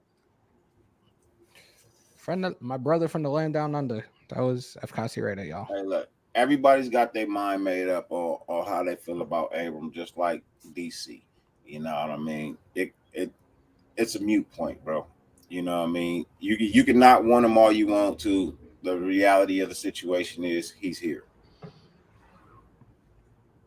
Facts. I see Hobbs having a good second year as long as fucking Hobbs doesn't do any stupid shit off the field again. Because again, this is a new regime. This is a new front office. They're not going to stand for this shit, man. They'll tell that dude to kick. He had already been warned by them. They didn't already warn him. Bro, fuck up again. They didn't already brought him in the office and told him, fuck up again. Do it again, motherfucker. Do it again. Say something else, nigga. Bobby Womack. Yeah, like I told you, Bye, Queen. They're young, bro. They're just young. They need to grow up. You know, when you're young, you do a lot of mistakes, a lot of dumb things, and there's a lot of money that they get. So sometimes they don't know how to handle that. But I said it like, yay, I got money. Like, dude, you want to fucking play Fast and Furious? Go find a racetrack and go do laps for 3 or 4 hours. But fucking stop putting the general public and yourself at risk, man. That shit is just. Yeah, he has a lot of talent. Hopefully he doesn't waste it because he does have a lot of talent. Bill Gates, Casey Hayward is going to be gone. That's why we had the conversation yesterday about bringing in J.C. Jackson on a 4-year, $45 million deal. There was something out there. I think it was like I was looking at it in the middle of the night. They're like, oh, is J.C. Jackson worth $100 million? You're smoking meth if you give that man $100 million as a corner. I don't give a fuck. Wait. 4 years, $45 million? Yeah. No, that's what I said to you yesterday, and you were like, I'm with it. 4 years, $100 million is what Hammer just said. No, somebody. No, there was an article. No. I saw an article. Okay, I see what you're saying. Is he worth $100 million? But yesterday when we talked about it, I said 4 years, $45 million. That makes sense. Why not? It's That's a that's fair offer. 11.25 per year. Yeah, per year. That's But not a lot. It's also not a state lot. tax free, It's bro. fair. It's fair, but you even though we're tax free, you got to start at 12 for him. It starts at 12. So go 1240. Go forward for 48. You know what? You're gonna Or have four to. for 50. You're gonna have to consider that other people are gonna want him too. You end up paying Yeah, something like it's 16 gonna or be over 17. 50. You're gonna pay 16 or 17 for that dude. No, Yeah, you're not. it's gonna be over No, 50 you're not. though. There's He's gonna be a not- bidding war, bro. No matter where he goes, he won't top out over 14. 14 is his top dollar. 14 is his top dollar. Top dollar. Top dollar. I say his top is more like 16 and a half. Nah, as a UDFA, there's a certain range that people are not going to pass as a UDFA. So you're talking about 4 years, 56. 4 years, 48. 4 years, 48 is doable. 4 That's years, 12. 48. That's 12. Yeah, you said 15. It would have been like. Tassi 14. said you're capping if Jackson is not over 14. Bro. Renfro. Look, you got to round. understand from an NFL team standpoint, bro, he is a UDFA. He had 2 great seasons. That is it. That's still not a lot for them. It's just not. If you were a first round draft pick and you had them type of numbers, you can demand whatever the fuck you want to demand. But as a UDFA, you don't have that type of leverage. You know what I mean? Regardless of how you play, you don't have that type of leverage. Do you know why undrafted? Cash Lord, do you know why Gilmore was traded? Because the Patriots aren't going to be able to afford him. I'm not fucking going to give that dude the whole fucking. I'm not giving him the keys to the castle. Bro, Raider Moore, are you talking about Nate Solder? Is that who you're talking about? Please name me one UDFA that fucking commanded a bag, bro. That commanded a bag. Raider Moore, Nate Solder. Second contract. Nate Solder got a big money contract with the Giants, and he fucking looked like shit. I'm not bringing Solder here. Nope. They used to, ESPN Radio New York was eviscerating the fuck out of Solder and the rest of that offensive line from the time he came in. He was supposed to be a leader for that offensive line, and they looked like shit as long as he's been there. Look, 15 to 18 million in a state that pays taxes, and he takes home, he loses, let's say he just loses 45% of that off the bat because he's got to fucking pay taxes. How much money is that man leaving there with? Maybe eight. If he gets 15, he's leaving with maybe 8, right? That's what he's leaving with. That's what he's making at the end of the day. $8 million motherfucking dollars, right? Let's just say he gets to 18, right? Let's just say he gets to 18. What is he making at that point? 9.5, maybe 10.1, maybe, right? Nah, probably about 9, right? He's probably making about 9. He's probably taking home about 9. I gave you $12 million, tax-free. Take it, make your money. What's going to be your motherfucking choice? I'm sorry. I'm taking the 12 mil cash out the door. I'm not I'm not signing a contract for 18 and only leaving with 10 when I can sign for 12 and leave with 12. Dirty. Something we all have to understand when it comes to that tax thing is there's no state income tax. There's still federal income tax. I know, but you're going to get hit once or you're going to get hit twice. Understand? I just want to put that on the table. You're going to get hit twice. So it's not like they're going to get their whole 12. They're still going to get taxed on that, but it's not going to be as hard as it would be in California. You're going to pay less. You definitely going to pay less than you would pay somewhere else. You know that. You're going to pay less. So I'm just saying these dudes got to people don't seem to understand that. You guys talk about the dollar all the time, but you don't think that these millionaire people who want to protect their money, this ain't an interest to them? You know what I mean? How do rich people get rich? They don't fucking spend their money all the goddamn time. They make wise decisions. That's how the rich stay rich.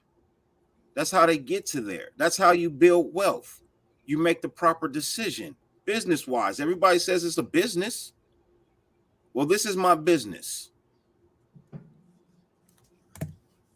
Oh my goodness. Yeah, but why evade it illegally if you can evade it legally? Damn, I just saw something I wanted to pull up. Hold up. Where the fuck is it? Oh, here we go. A lot of us are high on Morgan Moses right now.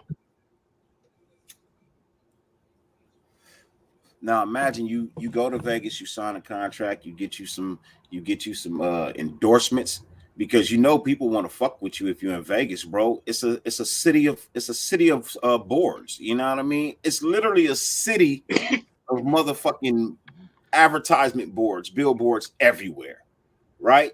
Your face digitalized up on these screens, selling people product, money coming in. You buying property, you investing here, you doing this, you doing that. So at the end of the year, everything that you would have paid in taxes, bro, you probably get that shit as a write-off just because you didn't make certain investments and developments and everything around the fucking city.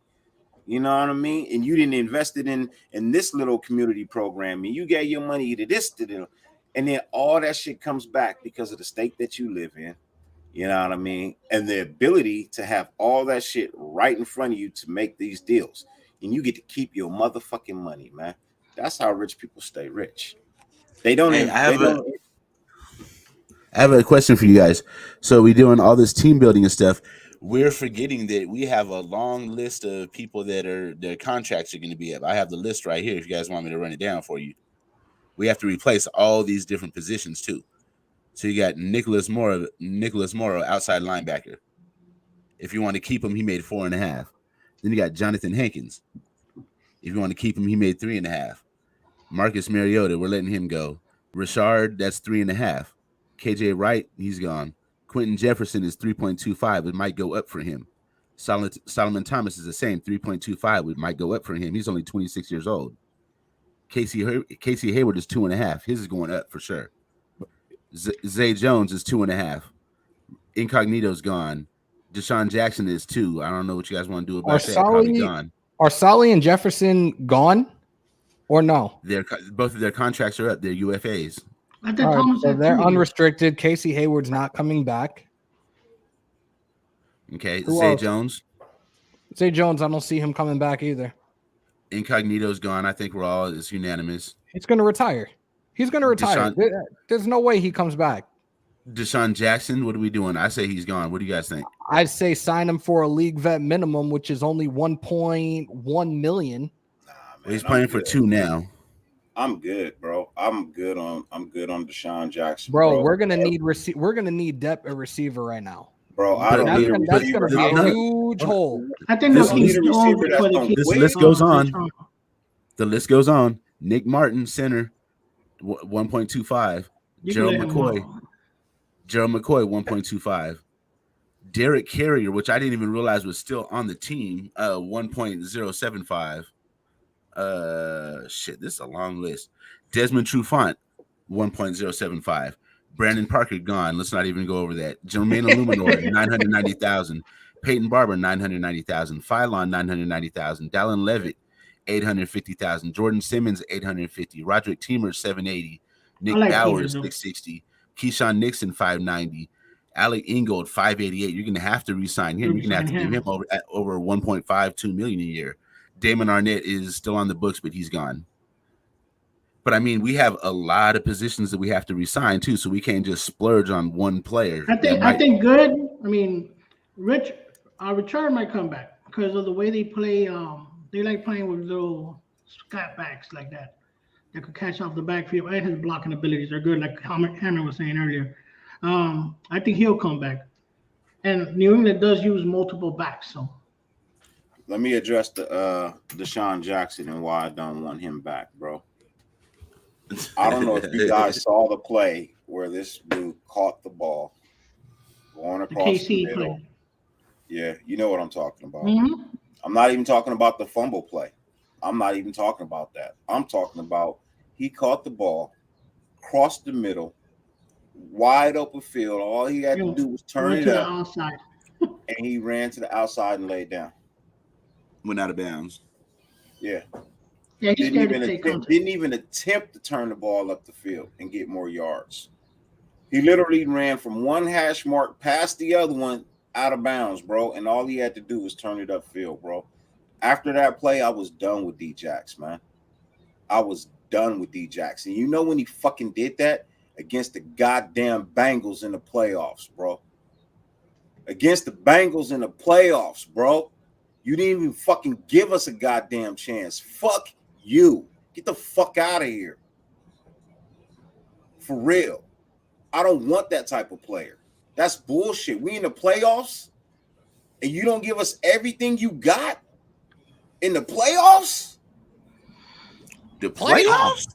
Playoffs? Bro, you What about say? You think this coaching staff will bring him back? Fuck no. They saw that shit too. And they laughed. And on They top of saw that, that this, shit too. Yeah, I don't want to. on top of that, this is not their signing either. So that's another reason to get rid of him. So he's pretty much gone. Writing's on the wall. Destiny's Child. Yeah, we gave up a third round for him. I'm fucking done with you. Hey, JT, I know sometimes I hit you with some hard ones. Hey, look, I like D-Jax too. Pause. Pause. Hey, Randy Savage, I love D-Jax too, bro. Being from LA, you know what I mean? I love my hometown players, bro. But the fact of the matter is, I don't need a guy who the game has passed by already.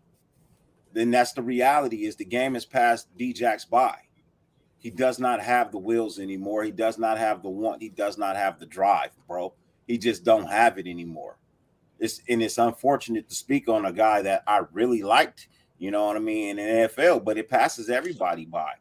Bro, Jerry Rice had to leave. Michael Irvin had to leave. I know that Raider Nation hates to say it, but Randy Moss had to leave. You know what I mean? Keyshawn Johnson had to leave. I mean, these greatness has to leave at some point in time, bro. Bro, Tim Brown left Tim Brown had to go. Right now we have what, 2 receivers on the team, Edwards and Renfro. That's pretty much it right now. Say it again. How many receivers we have on the team right now? Just Renfro and Edwards. God damn. That's what I'm telling you. We have to figure this out because our receiving core is non-existent right now. We have to fix that. They will address that. Just so right what I think is going to happen. Not an answer. When the league year starts and everything, and training camp starts, a lot of good receivers are going to hit the market, and that's where we're going to pick one up at. Zay will be back. He's going to have to.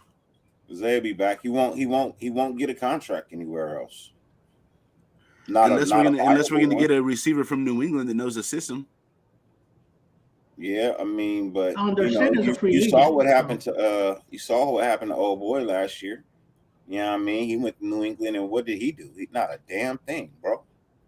He didn't do shit. New England, the coaching staff's coming over here with that philosophy. I'm glad it was them and not us. I'm glad it was them and not us. If he would have been with us, you would have been a lot better. He'd had 1,000 yards. He'd have been better than the year he was before. Right. You know, but he went to go get that bag, bro. I can't be mad at that. I can't be mad that he went to get the bag, bro. I can't. But he robbed New England, bro, because he didn't do a damn thing. Anthony Price, I think we should draft one and get a veteran. Yes. I drafted 2. I drafted 2. I drafted one in the we drafted one in the 5th round, and we drafted one in the 7th. Mine has been defensive heavy the few times I've done it, and it's been 2 corners, 2 linebackers, a D tackle, maybe 2 D tackles, and a fucking receiver. So, yeah, we come with that New England mentality. Our defense is going to be stronger than our offense, because that's how New England is winning championship with their defense. Yeah, but we still need a stable and solid offensive line, because if the O-line don't work, your offense ain't gonna work. We can't have the defense on the field over and over and over again and not be putting points on the board. We gotta fucking address the red zone offense as well. That's our fucking Achilles heel right now. We gotta fix this shit. Now this coach is good. You know what I think we're gonna end up doing? We're gonna end up going tight end heavy, and we're gonna end up having a killer 2 tight end formation. We're gonna see some shit's gonna be like 2 tight ends, receiver, and a running back a lot. I'm perfectly fine with that. We got Bronco and Morrow. You gotta think about how New England ran their offense, and that's what we're gonna look like. Ern, was it you yesterday that said that Cooks would not be traded? Like he doesn't want to leave Houston? Yeah, that was yes, that was me. That was both of us. Yeah. Me and Dirty.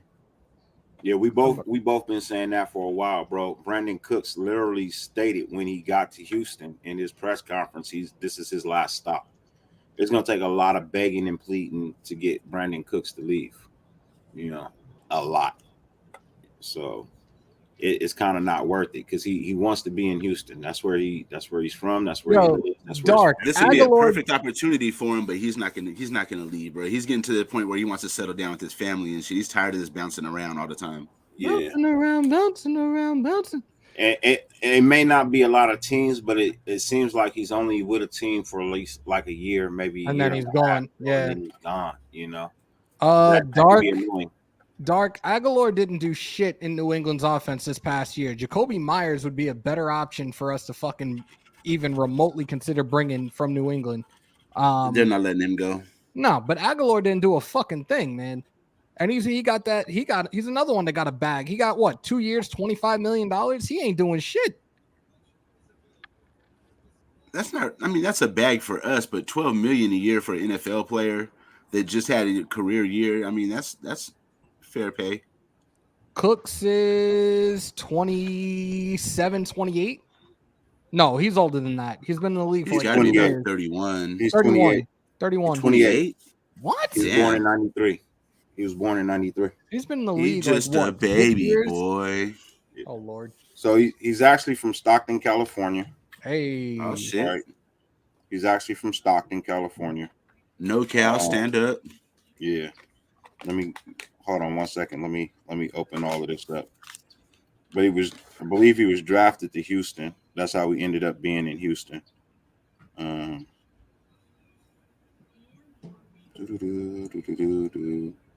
So he's been with the Saints. So he actually got drafted to the Saints. So he was with New Orleans from 2014 to 2016. He was in New England in 2017. He went to the Rams in 2018 to 2019, and then he went to Houston in 2020. And he doesn't want to travel anymore. So yeah, he's tired of, he got drafted, round 1, 20th pick. You know what I mean? So you're a first round draft pick. You got 2 years on the team you was drafted to. Then you got moved to another team for 1 year. Then you got moved to another team for another year. And now you at another team, but you were a first round draft pick. Who is he? So the thing with him is he's been punished for being good. He's been so good that he's been a valuable commodity to move. I mean, it's a weird thing, but he's been punished for being good. Who has he played for? He's played for the Saints, the Texans, the Patriots. Nobody else, right? Just those 3 teams? The Rams, Saints, the Patriots, the Rams. That's right. I forgot about that. Yeah. So he played for 4 teams. God damn. He's been on 4 teams. Yeah. In like 8 years. In 8 years. Yo, Knock really just asked me, do I have MySpace? Dude, I haven't touched MySpace since I was like 21, 22. Bro, his career, my MySpace was lit, bro. So his career I used to love the custom pages. That shit was fire. Yeah. His career stats to date, 7,000. So he's got 573 catches for 7,917 yards, 302 rushing yards, 61 return yards, and 48 touchdowns. So what stands out to me is he averages damn near 1,000 yards every year over his career. 8 years, he has 7,900 yards. The years, all right. So the 8 years he's been in the league, he's averaged 1,000 in 6 of the 8 years, and no less than 5 touchdown receptions a year. And that's why I was so high talking about this the last few days, where I feel we should make a move to try to get Brandon Cooks here. He's already familiar with this offense. He can open up the field. But if he's saying if we can talk to him first, if we could talk to him first and be like, is this something that you'd be willing to do and get him to sign off on it, then I'm all aboard. I just don't think that he would be on board. Look, it's going wherever if it is, bro, it's gonna be his very last stop, bro. Just imagine him and Renfro on the offense together. Bro, can you imagine moving every year for the last 4 years? Ask James Harden about that. Shit. Ask Dwight Howard about that. But James Harden, he says he wants to be traded, and then he gets his way. So I still TJ, think that is another concern about him. The concussions. My bad. everybody said, everybody was saying that. Yes, like the last few days, the concussions and the hamstring injuries. Like they're like, oh, you're gonna have to put out insurance for his hamstrings. Like, bro, he's 5'10", 183. So basically, he's 5'8", 170. So he's another Renfro basically, but with burners. Renfro got burners too. Renfro fast, bro. Renfro fast. Yeah, Y'all seen him break away, bro. Yeah, he is. We talked now that about I think about it, he is. Yeah. If you put him in the open field, bro, good luck catching him. Facts. We talked about the Renfro route yesterday on your live, bro. Yo, Nah, his change of direction is that motherfucker can move, man. Bro, I know y'all remember when he took off from the San Diego defense, bro, and they didn't have a man on the field that was within 5 yards. That dude is a problem, and I'm so glad that we got him. I really am. Renfro, I don't know. You have to give him a threat on the outside. He'll dominate more. Watkins is done. Fucking that's all Ern's fault. Ern was talking about Watkins yesterday. No, I don't want Sammy Watkins here. My thing with Watkins is, bro, look what happened to KC. Look what happened with KC when Watkins went there. Then they became a hella hard offense to stop. Then he left, and now KC's not the same thing. That's the only reason. That's the only reason I was throwing that out there. That's all. I told people. I told people when Watkins was going to get cut because he was asking for he wanted way too he was way too expensive from the jump. But I said it. That offense was going to go to shit without Watkins. And again, we've had this conversation. I've said this a couple of times. The draft where we got Ruggs, that was a steal for us, regardless of the circumstances now. Had we not got him, KC would have picked him up. Imagine Hill and fucking Ruggs. That would have been a problem. Hills, Ruggs, and Harden. But we also can't be trying to draft defensively. Like what I mean by defensively is like trying to take somebody just in fear of somebody else getting them. We need to take what we need to get.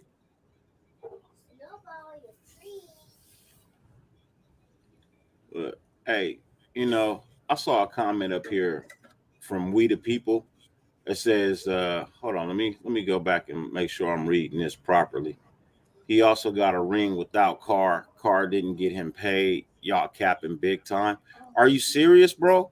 His number before Aguilar got here, when he was in Philadelphia the year before, bro, they pushed him out. His numbers wasn't shit. He came to DC. He put his numbers jumped back up, and then New England was like, we still have it. And he went and got paid. That's not DC getting him paid. Who threw him the ball? What up, because Nick Foles show couldn't do it. What's that dude that was down there in Indianapolis this year? Carson Wentz. He show couldn't do it. Yo, they're already talking about Wentz being replaced. Like they're already talking about getting the quarterback to replace him. I'm like, what the fuck? That was quick. Because they have action to get Rodgers. Receivers paid, bro. He's gotten a ton of receivers paid, bro. A ton of receivers paid. Bro. Cooks went to New Orleans because of Carr, the tight end. He makes people good, bro. Yeah. Carr doesn't get the love he deserves, but he makes people good. Look, bro, stop trying to shit on this man so much and get this man the credit he deserves. Put some respect on his name. I don't understand. They'll never do that, Dirty. Dirty. They're right. never gonna give that man his respect, bro. We know that. Bro, I'm telling you, this man could give him 5 Super Bowls, bro. In the next 7 to 9 years, they'll complain why he didn't get 6, and they'll say, "Yeah, exactly, exactly." Well, you didn't get 6, nigga. He'll never be Tom Brady. Yeah, they either say that he has number 1 receivers. He's had better offensive lines. They always want to make excuses. Man, they see what they want to see with Carr. Yeah. Because, bro, I've been a Raider fan for a long time, and I've seen the quarterbacks that we've had, and it's a big difference since 2014 since Carr's here, bro. Like you could see what happens if you would put a team around him, which hopefully this regime does. Carr could make it far in the playoffs, and he could probably make it to the Super Bowl. So I honestly think the Eagles' defense won them that Super Bowl. I don't really think it was the offense. I think it was more the defense. They had a good defense over there. Yeah, I'm not saying their offense was terrible. I'm not saying their offense was terrible. You know what I mean? Who was it? Their number one receiver was Zach Ertz, but who was their number one receiver? Wasn't that a low scoring Super Bowl, anyways? Like that was like really slow for a Super Bowl. That was the Philly special Super Bowl. Yeah, it was pretty much defense, like you said. Dirty. That's correct, bro. Who were the receivers on that team, Dirty? The actual receivers. Nelson Aguilar. Deshaun Jackson. They had that tight end Ertz. Zach Ertz. He was their go-to weapon, but he was the man at that time. Yeah, and they running back. I think they have multiple running backs. Who was that? They had LeGarrette. Did they have LeGarrette Blount? No, or was he on the Patriots at that time? I think Blount was with the Patriots.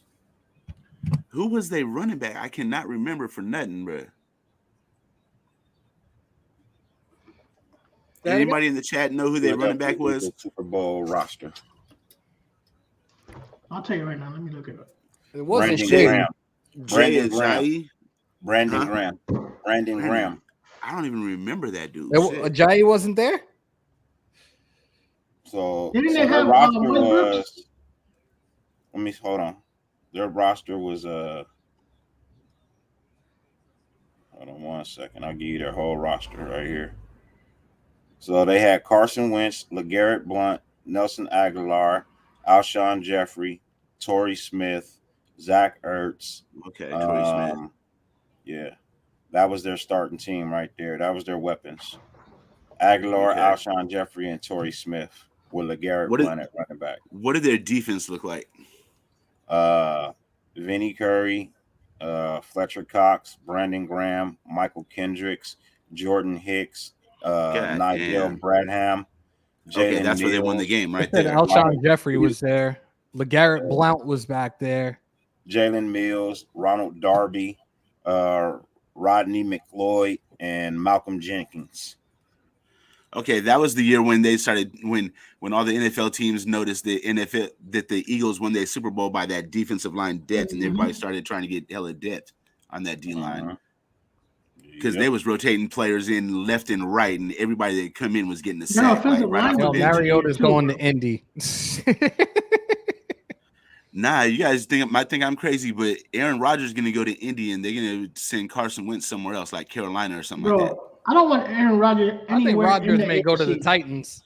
Realistically, I'm not even being funny about that. I think he may end up going to the Titans.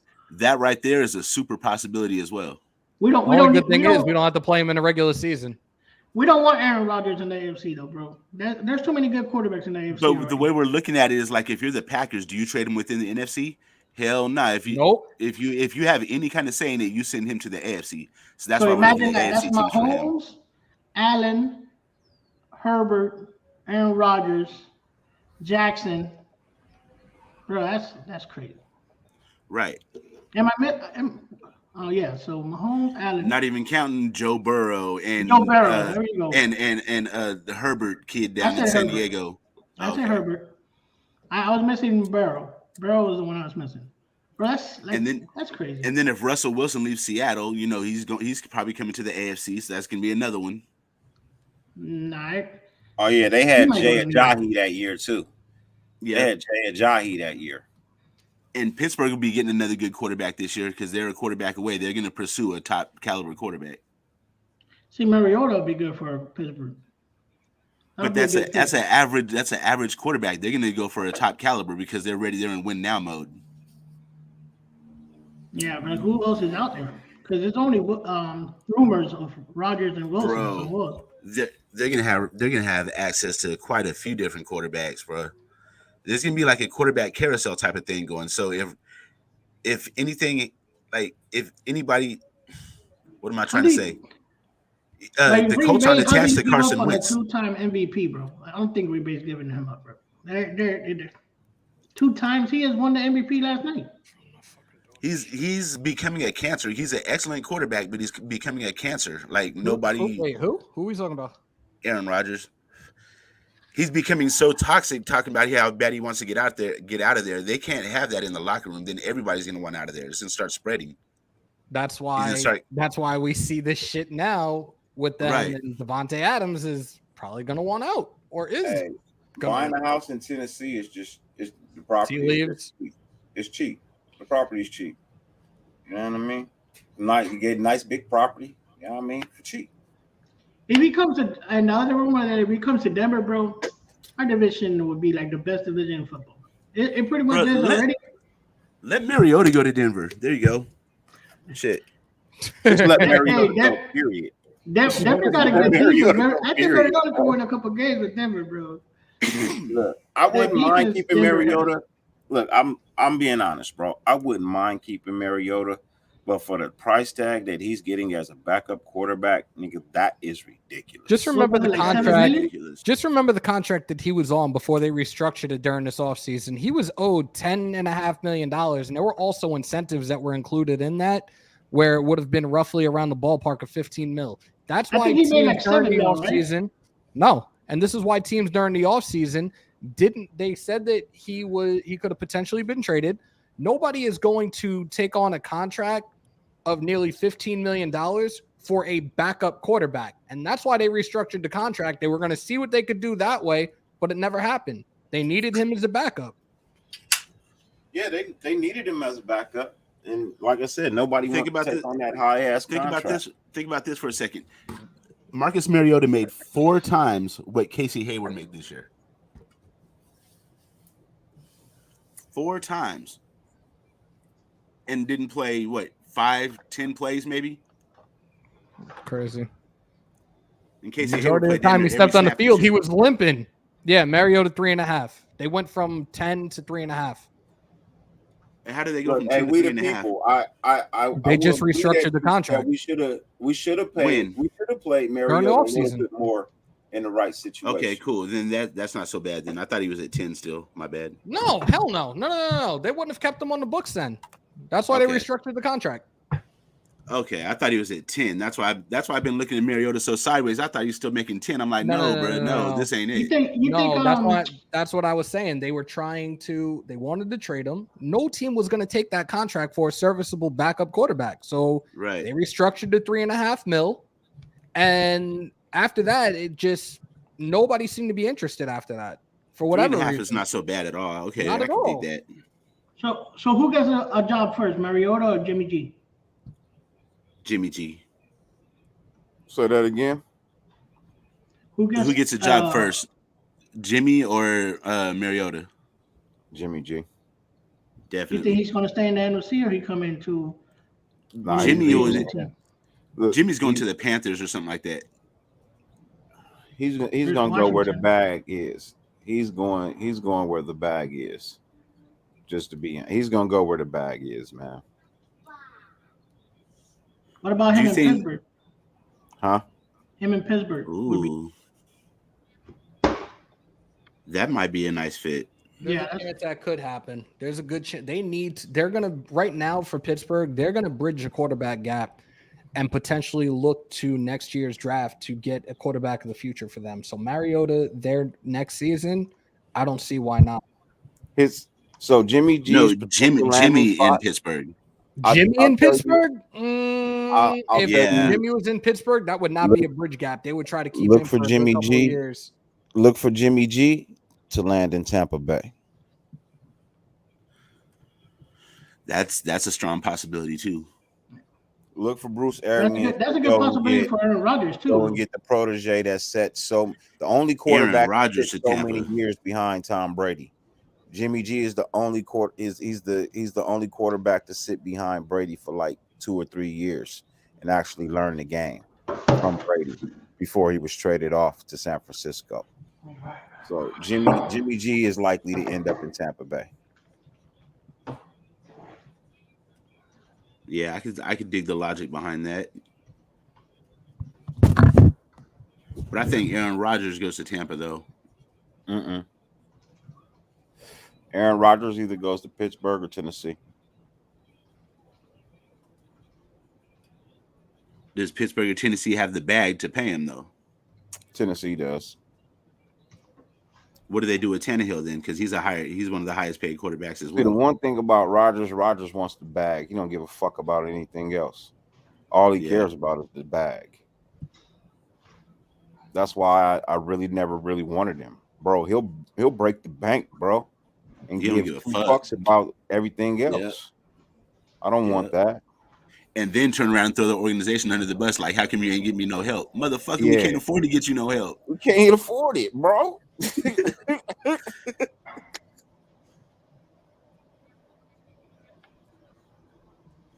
Who else gonna need a quarterback? Cleveland. But if you can move Tannehill and get another team to absorb at least partial of that 27, say you give 13 and they absorb the other 14, they're not really taking a hit of 27. They're taking a hit of 13. But it has to be agreed in contract on print. The principle has to be agreed upon on contract. Right. Jimmy G's not staying. Unfortunately, I think Frisco's done with him. Even if he wanted to stay, I think Frisco's done with him.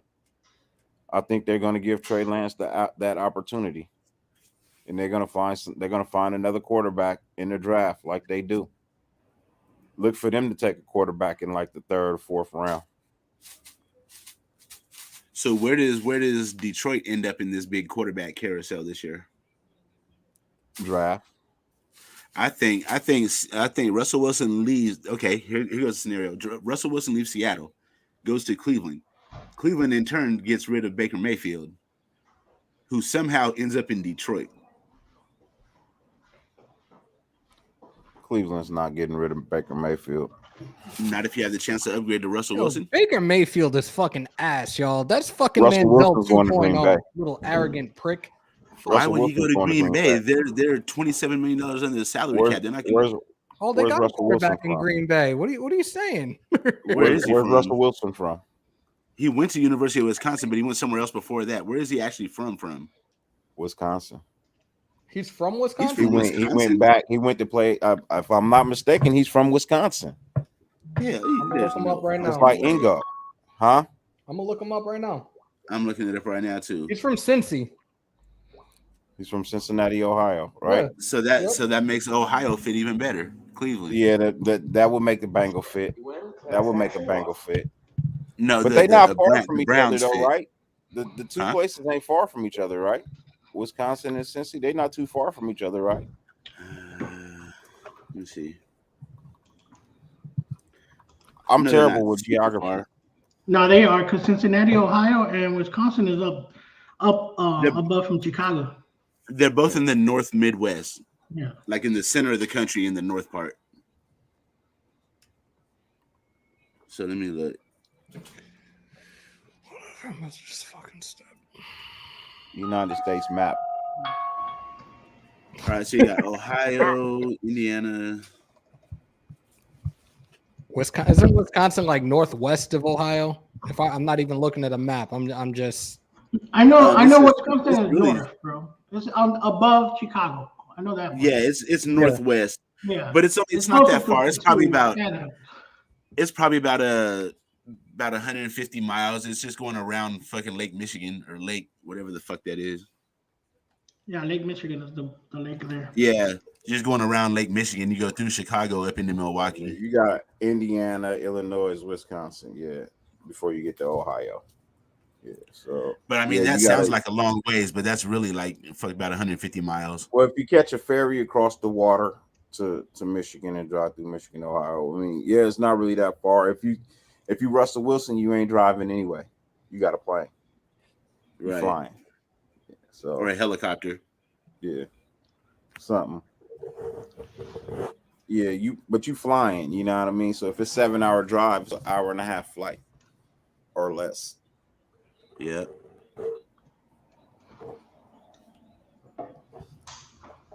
I could see Russell Wilson in Cleveland. That would be very, very interesting. It would be. Isn't Landry a free agent this year? Yep. They're losing their best receiver, bro. Yep. But he's their best And receiver, tight but end. he's not even a top 25 receiver though. Even though he's their number one. Because he's another one that can't stay healthy. When's your interview? Not doing it. Apparently, it was in person. We read it wrong, unfortunately. Y'all had to be here. I had to be. Yeah. Wow, y'all should have called me. They were able to do this. Like, and shout out to Spotlight Sports Network on that because Key did one. Y'all should have said the Snake Sports Talk did one, and I saw their videos on IG, and they were able to do like the Zoom ones. I guess those were the ones that were done earlier this week, but today and tomorrow were in person. I did not know. Like, should have called Eric. Eric right here. Y'all should have wrote some questions down, gave him the E, and told E, go get this interview. Go hop on your school bus and go. No, I'm joking. Yeah. You could have called Ern. Ern could have did it too, though. Wait, Ern, how far are you from LA? Yeah. I'm 350 miles, but I don't give a fuck about driving. I drive. I know you don't. Yeah, you I know. do like That's a why I long ass said road you trip drove not too down long for ago. that. I know you don't care about driving. Man, as long as me and this right here, bro, we Oh, go anywhere. Jesus Christ. Look. Here we go. All you had to tell Ern was, bro, you going I got down a bag. to the Super Bowl. Come You through. going down to the Super Bowl, man. He'd have That's been it. like, I'm there. We good. I'm out. That's it, and that's all. I appreciate you, we the people, man. Truly do. I truly do, bro. I appreciate that. Look, Honestly, bro, I know honestly- sometimes my takes are weird, bro.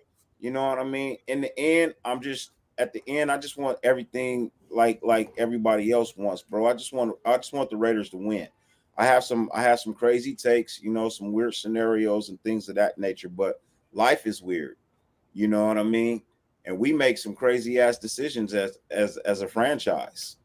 So I just started thinking what crazy ass shit they normally do. Fuck it. I'm gonna think like that. That's what makes this whole thing work though. Like Yeah. listening to all of you guys' opinion, bro. I've been watching YouTube for a while, like Mikey Raider. All you guys have different way of thinking, but we all want the same thing, which is a championship. And that's what makes Raider Nation, to me, as a kid, bro, just knowing that so many people from different places around the world love Raiders, bro. That's what made me like this team so much, bro. Like even with Tecmo Bowl, when I was a kid, Tecmo Bowl, everybody wanted to play with Bo Jackson. Everybody the Raiders had that mystique when they talked about them.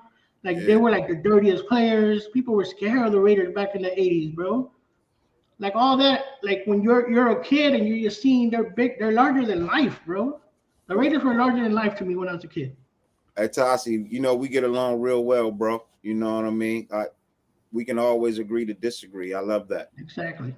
And we the people. If I didn't interact with my if I didn't have viewers, my show really even wouldn't exist. So that's why I interact with you guys, because without you guys, man, I don't have a show. You know what I mean? It's just me on a camera. You know. Hey, with the people, the thing I like about what you said, bro, dirty, a real one, man. That right there is some real shit, bro. It's hard to find real ones in this fake ass world on YouTube. You know what I'm saying? It's only a handful of real ones out here, and you're looking at most of them right here. Most of them? The fuck? No, I'm joking. Nah, because there's a lot of them that ain't on screen right now. Nah, you're 100% correct on that, and I've seen the shit, and it's just like, yo, some of these dudes, I'm like, yo, how the hell did you get this far with this? Especially when it's like you can see how the subs are treated and shit, and it's just like, the fuck are we doing? I try to, and people have said it, like I have my own way of doing shit in here, but like I make this shit about Raider Nation. Like y'all have truly become my family. I fucking open up to y'all more than like people off camera sometimes, and shit is fucking crazy. Yeah, no. What got me to start watching you, Hammer, was Spotlight, bro.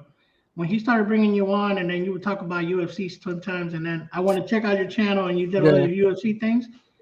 That's the thing that I'm Spotlight definitely helped me grow this shit. Even like when I wanted to there was one point I wanted to quit, and then I found a way to just try to grind and just be consistent with the shit. But it's difficult because all my sport teams, like Ern knows, I'm a fucking Warrior fan. It ain't easy for me to fucking be able to do games, especially when they're playing at 10 o'clock at night. I'm stuck at work. Like, even people like, oh, you should do recaps. It's like, it's still kind of hard. Like, even with the offseason with the Raiders right now, I'm still able to put shit out. The Mets, we're still under a lockout right now. And how am I going to fucking find a way to do 182 games? Like, it's hard, man. But definitely, like, Spotlight definitely helped me just stay with this shit. And he definitely helped tremendously with the growth of this from the jump. Like, No, but you were missed, bro, when you left. Cause you left last year for a little bit because you started like really working a lot. I remember there was a time that you stopped for a little minute. I was like, bro, I was looking out forward for that content of UFC because you were one of the few people that did it, bro. You actually made me start the UFC talk on my channel because of that, bro. Because of the way you do things. So you know what it was, and I appreciate that, bro. Like what it was UFC all of a sudden out of nowhere decided to flip their pay-per-view events to the weekends I had to work. And I'm like, go fucking figure. I did like 2 or 3. Then all of a sudden they decided, oh, you know what? Fuck Hammer. We're going to flip this shit around. And now like I'm able to do tomorrow nights. 271 is going to be dope. I looked at the one in March. I'm not going to be able to do that. April 9th. I'm off. Thank God. My boy is defending his belt for the first time. I'm looking forward to doing that shit. But it has not been easy. It really wasn't until I feel like it was like September, October, like where I was really able to try to figure shit out. And then I just tried to fucking be lasered focused on doing Raiders primarily just because of how big the fan base is and how a lot of people have flooded into this. And I have a lot of fun. Like I try to be on here with you guys as much as possible because to me, it's been an outlet. It's been therapy. Like I have fun doing this shit with y'all. And I've met a lot of fucking dope ass people doing this shit. Dirty, Ern's crazy ass, even though I haven't seen him in a minute. I feel like that's the first time I've seen Ern's ass smile in months. But man, it's been rough, but yeah. No, it's good to have this kind of stuff, bro, because I'm telling you, during the day when I'm working, I'm either watching one of you guys, you know, Docs, you, Hunch, right? Hunch Raider, he makes me laugh. I wasted yesterday, killed it with all those impersonations that he did, right? So it's like you guys make my day at work go fast sometimes, bro. We're wasted at. He said he was going to be on in a few minutes. I don't know where he's at. Oh, my goodness, man. He's probably at the bus stop looking for a honey with a lollipop, some bamboo earrings, at least 2 pair. Jonathan, I'm all on board for that. And Valerie, cut your shit. Fucking Jan is going to get knocked the fuck out. I like JoJo comment, a.k.a. underwear fighting. Oh my God, y'all are terrible. I guess y'all say the same thing about the draft, the underwear Olympics. You mean the slaves for sale? Yeah, the auction block. That's the first time I've heard that one. That's fucked up. The slaves for sale. That's the first time you heard that, Hammer? That is the first time I've heard that one. That's fucking terrible. Oh my God. You haven't seen the memes then, huh? Shit. No, I don't think I want to. I really want them to explain how a lot of that translate into the field, right? Like how benching 225 pounds, 45 none of that pounds. shit matters when you get in the game. None of that shit fucking matters, bro. Look, I know so many people that are faster in pads with adrenaline pumping than the dude who's running in his underwear doing. Look, can you really run a 4.3 in pads? Nah, not really. No. Hell, too much resistance, too much weight. You know what I mean? And angles. The angles make a difference too in the game, bro. You have an additional 15 pounds of equipment on your body when you're on that field. And that's from experience. Shit, I wear a 15-pound bulletproof vest at work. I can still move in that shit. People see me flying down the hallways responding to this shit, and they're like, what the fuck? I've almost fucking hit stick a couple of people running through this shit. Yeah, I'm picturing that shit in my head.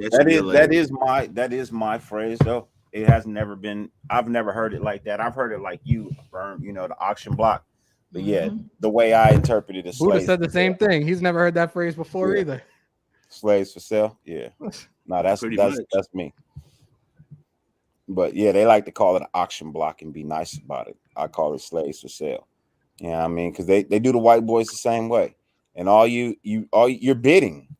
You're bidding on a fucking player. You're putting him through the same thing you did with slaves. You measure them. You know what I mean? You see how tall they are, how strong they are. You're walking around them with measuring tapes. You're making them do this. You're making them do that. Oh, I mean, then I got to come in and pour out my blood, sweat, and soul for you because you don't feel like I'm worth your top dollar, but I'm worth some type of dollar to you. So you still gonna make me do all of this other shit for this low amount of fee, but you gonna pay this man over here because you feel like he better. It ends out I be better. And you still don't want to give me my money at the end, bro. You treat me like a slave. Hey, dirty, and then they give you little. If you're white, man, that guy works hard. He's very intelligent the way he approaches the game. And then if when you're a minority, athletic, gifted. they he's put all those intelligent. little terminologies, bro. That is. Well, as a black they look back to when. They look back to when your parents were in junior high, where your mom got in a fight when she was in junior high school and got suspended, so you have character issues. Izzy. Yo, Val, I don't know if you heard about this. What was it? 2 weeks ago. 2 weeks ago, we have another hospital that's literally like 2 minutes away from us. Dude was in the emergency room and pulled out a gun. And he fucking shot at another patient in the emergency room. So, yeah. God damn, where the fuck you live at? The Bronx, bro. Sounds like Oakland, shit, or Compton. Hey, you guys still overcrowded, right? Because of COVID? Actually, nah. The numbers have actually gone down pretty significantly. And they said New York now, the percent is like 3.5% COVID right now. So it's dropped tremendously. They're trying to remove the mask in Cali. I live in Florida, so a lot of people from New York have moved down to Florida. Because they can't take this shit no more. They stretched out like a motherfucker. We have so many people from New York right now. Yeah. Is that right, Dirty? Mandate for mask in Cali. They just dropped the mandate in Nevada too. When, Dirty? Soon. It's not gonna be this weekend, huh? Nah. Shit. Nah. They're definitely not gonna do it before the Super Bowl. You got to think about it though. They got to reopen, bro, because they lose like the economy just can't take it no more. Well. See, the thing about Cali is, Cali did what they were supposed to do from the get-go, bro. That's why this state never got as bad as New York, or it never got as bad as other places. You know what I mean? Cali, the West Coast is one of the few areas where it's still democratic and people still kind of care about each other still. You know what I mean? And really, it ain't even the fact that they care about each other. It's just more motherfuckers stick to themselves on the West Coast. You know what I mean? Dirty, what I think it is a lot of people will shame your ass if you go to the grocery store, even if the grocery store doesn't require you to wear a mask. Yeah, we will shame your ass, be looking at you all crazy. They'll ask you, "Where's your mask?" and all kind of shit. And after a while, you get tired of it, so you're like, "Fuck it, I'm just gonna wear the mask." That's true. Yeah, that's true. Florida, bro. Florida opened up like really quick. But if you look at the numbers in Florida, we're still not doing that bad compared to other. Like in the middle of but y'all got a fucked up state though, man. We y'all do. State is fucked Don't get me wrong, bro. I'm from Miami. We do. Your state fucked up in general, bro. Like I don't agree with y'all. Laws are some of the weirdest fucking laws, bro. Because you know why? You want to see some funny shit? You know what it is though? Because we have our melting pot is so crazy, right? So if you go to South Florida, where I live in Miami. Yeah. That's Hispanic ran, right? Like you only got Hispanic people, really. Yeah. And then you go up north, bro. You got like those white people, bro. Like, it's crazy. Yep. Hey, you guys want to see some funny shit? Punch in your Google bar right now. Punch in Florida man, and then look at all the fucking crazy stories. Oh yeah. No, I already know, bro.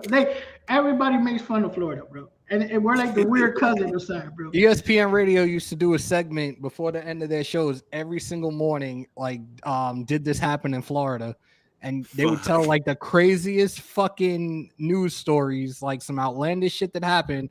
Did this happen in Florida? And like 9 times out of 10, it sure as hell happened in Florida.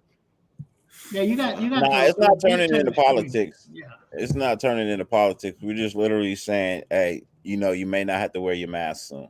Ain't Yeah, nobody arguing which way Yeah. should you wear one, should you not wear one. We're not getting political with it. I never do that shit. Yeah. Trust me. I just tell you to wash your hands and your asses. Yeah. Yeah. Hey, do I what take you care- want I to take do. care of My myself, bro. belief is do Everybody what else you can do want whatever to they do. want. Yeah, I'm American. You're American. You got the right to be free. That's the America. whole basis of the country. Exactly. Make your choice. Just respect mine, like I'm gonna Exactly. respect yours. That's it. I can care too less if you get vaccinated. If you don't get vaccinated, yeah, I mean, if you like to stick your finger in your butt after you take a shit, hey, that's on you. Just wash your goddamn hands Bro, before you go in the bathroom. I'm not Don't be friendly trying to at shake all. my So I ain't hand, trying to bro. worry Don't about be- what other nah. people do. I've never been a handshaker. I don't like shaking hands. I never have. Yeah. You know what I mean? I like to give you this. I don't even like fist bumps half the time, bro. I don't know what you did with your hand. This. I don't know what Motherfucker, you do with your hand. you're gonna see me in Vegas and you gonna give me a hug. Shut the fuck I'm up. gonna give you a hug, but you gonna fucking wash your hands. Hey, Dirty ain't gonna give you shit until you give him that fucking jersey. Why are we instigating? Hey, Dirty. I ain't said a word. Hey, Dirty. Working in business, right? You, bro. When you see people like go to the bathroom, they don't even wash their hands, bro. I be like managers, bro, like high managers that they're like, why you don't shake their hands, bro? Like, bro, I've seen him in the bathroom. He don't wash his hands. Like, I can't do it. Right. Bro. I can't. Motherfuckers scratch their balls at their desks. Like Yeah, the dude in Blue Street. Yeah, exactly, bro. He just no, nigga. Who the fuck scratches their balls and then sips it, bro? What the fuck? Bro, I've seen some nasty things working in offices, bro. Bro, And they're like, yeah. They're like, bro, you don't shake nobody's hand. I'm like, nah, I'm good, bro. I said hi and bye. Like, that's it. We ain't got to touch Bro, at all. Yeah, I'm good, bro. Like I'm literally good, bro. I don't like shaking hands. Only time I shake hands is on the golf course, and I have on a motherfucking glove anyway. So that's the only time I'm shaking hands with anybody, and that's because you have to on the course when you're talking business. You know what I mean? I can't give you a fist bump if we talking business. Well, I can't get into that game for nothing. Huh? I don't understand golf. It depends on the setting. Yeah, no. On the golf course, it's just golf etiquette. You know what I mean? When you talking business, and it's business etiquette too.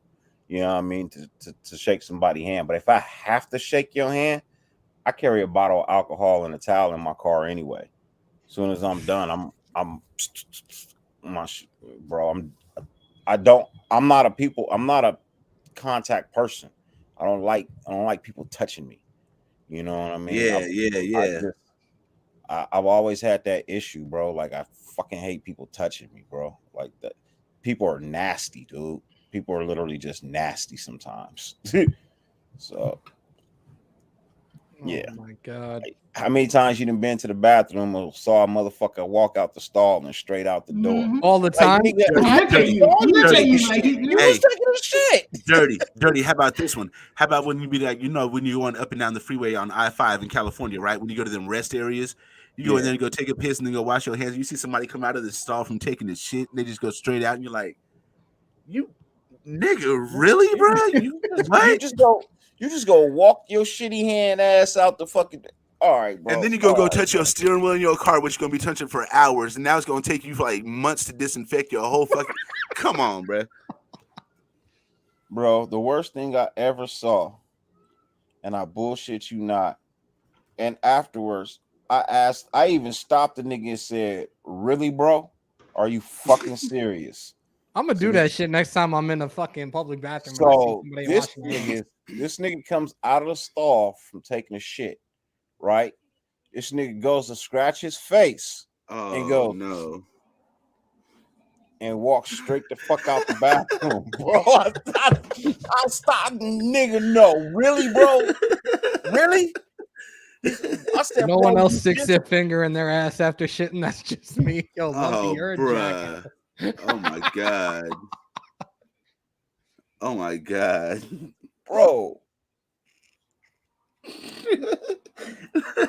We had a moment of silence on that shit. Hey, sometimes I'll be like, it's the aroma. We the people, I'll be like, it's the aroma. Basking in the ambience. Basking. It's the aroma. Damn, why can't these receivers catch? Fuck. Gilbert, appreciate you, bro. I have a feeling going into this year, man, it's gonna be a whole nother story. Good or bad? Have a great day, Gilbert. Nah, I have a feeling, at first when we sign these guys, okay, I think let's be honest, since we have over 100 people here watching, I know a lot of people see me say I didn't. A lot of people see me say I didn't like the McDaniels and Ziegler thing, right? So after reconsidering, I always say that if I ever figure out that I was actually wrong, I'll own my shit. So I'm owning my shit. After reconsidering, I really like the direction that they're probably going to take this team. But let's be real. My biggest problem with it is that we're a proud organization. We've always done things the Raider way, right? So I just felt a certain kind of way about us being like, okay, our Raider way isn't working. We're having to go do things the Patriot way, which is like what I've always looked at is like, I hate the fucking Patriots. And now we're becoming Patriots West. That's my only problem with it. But the direction that they didn't take this team, I actually see as this all working out. It's just, I feel a certain way about being the Patriots West. That's all. I'm having a pre-Super Bowl bash, Valerie. No, Valerie, I am not. I'm having the pre-Super Bowl bash on YouTube, hosted by me and Andy. Andy's gonna pull up for the pre-bash for the Super Bowl. I told Hammer he's welcome to pull up for the pre-bash. All YouTube content Raider creators are welcome to pull up for the pre-bash of the Super Bowl. Yo, Jimmy, apparently they what time did. You doing it, Dirty? But I got to wear that shit at work anyway, so it don't matter. Early because I'm leaving my house about an hour and a half, maybe 2 hours before the Super Bowl to go to my homeboy house for an actual Super Bowl party. So how much did you hit yesterday? Where did you end up yesterday? Number wise. When I woke up this morning, 866. Hey. Yeah. When I woke up yesterday with 7 something, like 740, 750, something like that. I went to bed with like 866. I think I'm right around 875 or something like that now. I think by the end of the month you'll hit it. Hopefully. Shit, I thought I was gonna hit 2K by my birthday. We still fucking 50 something away. If y'all want to give me a birthday present, my birthday coming up on the 15th. I'm gonna get you the same thing I got you last year. Not a motherfucking thing. I'm gonna get your jersey that says 868. So I need like 142, man. I need like 142. Dang, you just sounded like Terrence Howard there. Yeah, man. Hey, look, man. Even though I'm wrong, man, I still might be right, man. Even though I was wrong, but I'm still right, man. Even though I was wrong, but yet again, I'm still right. You know what I mean, man? Because when I'm right, I'm wrong, but I might be right. Even though I was wrong, but I'm still right, man. Shout out to Phil, just hitting 1K. That dude was trying to do that, like trying to do this thing with YouTube for a while. So he's almost at 1K. That's dope.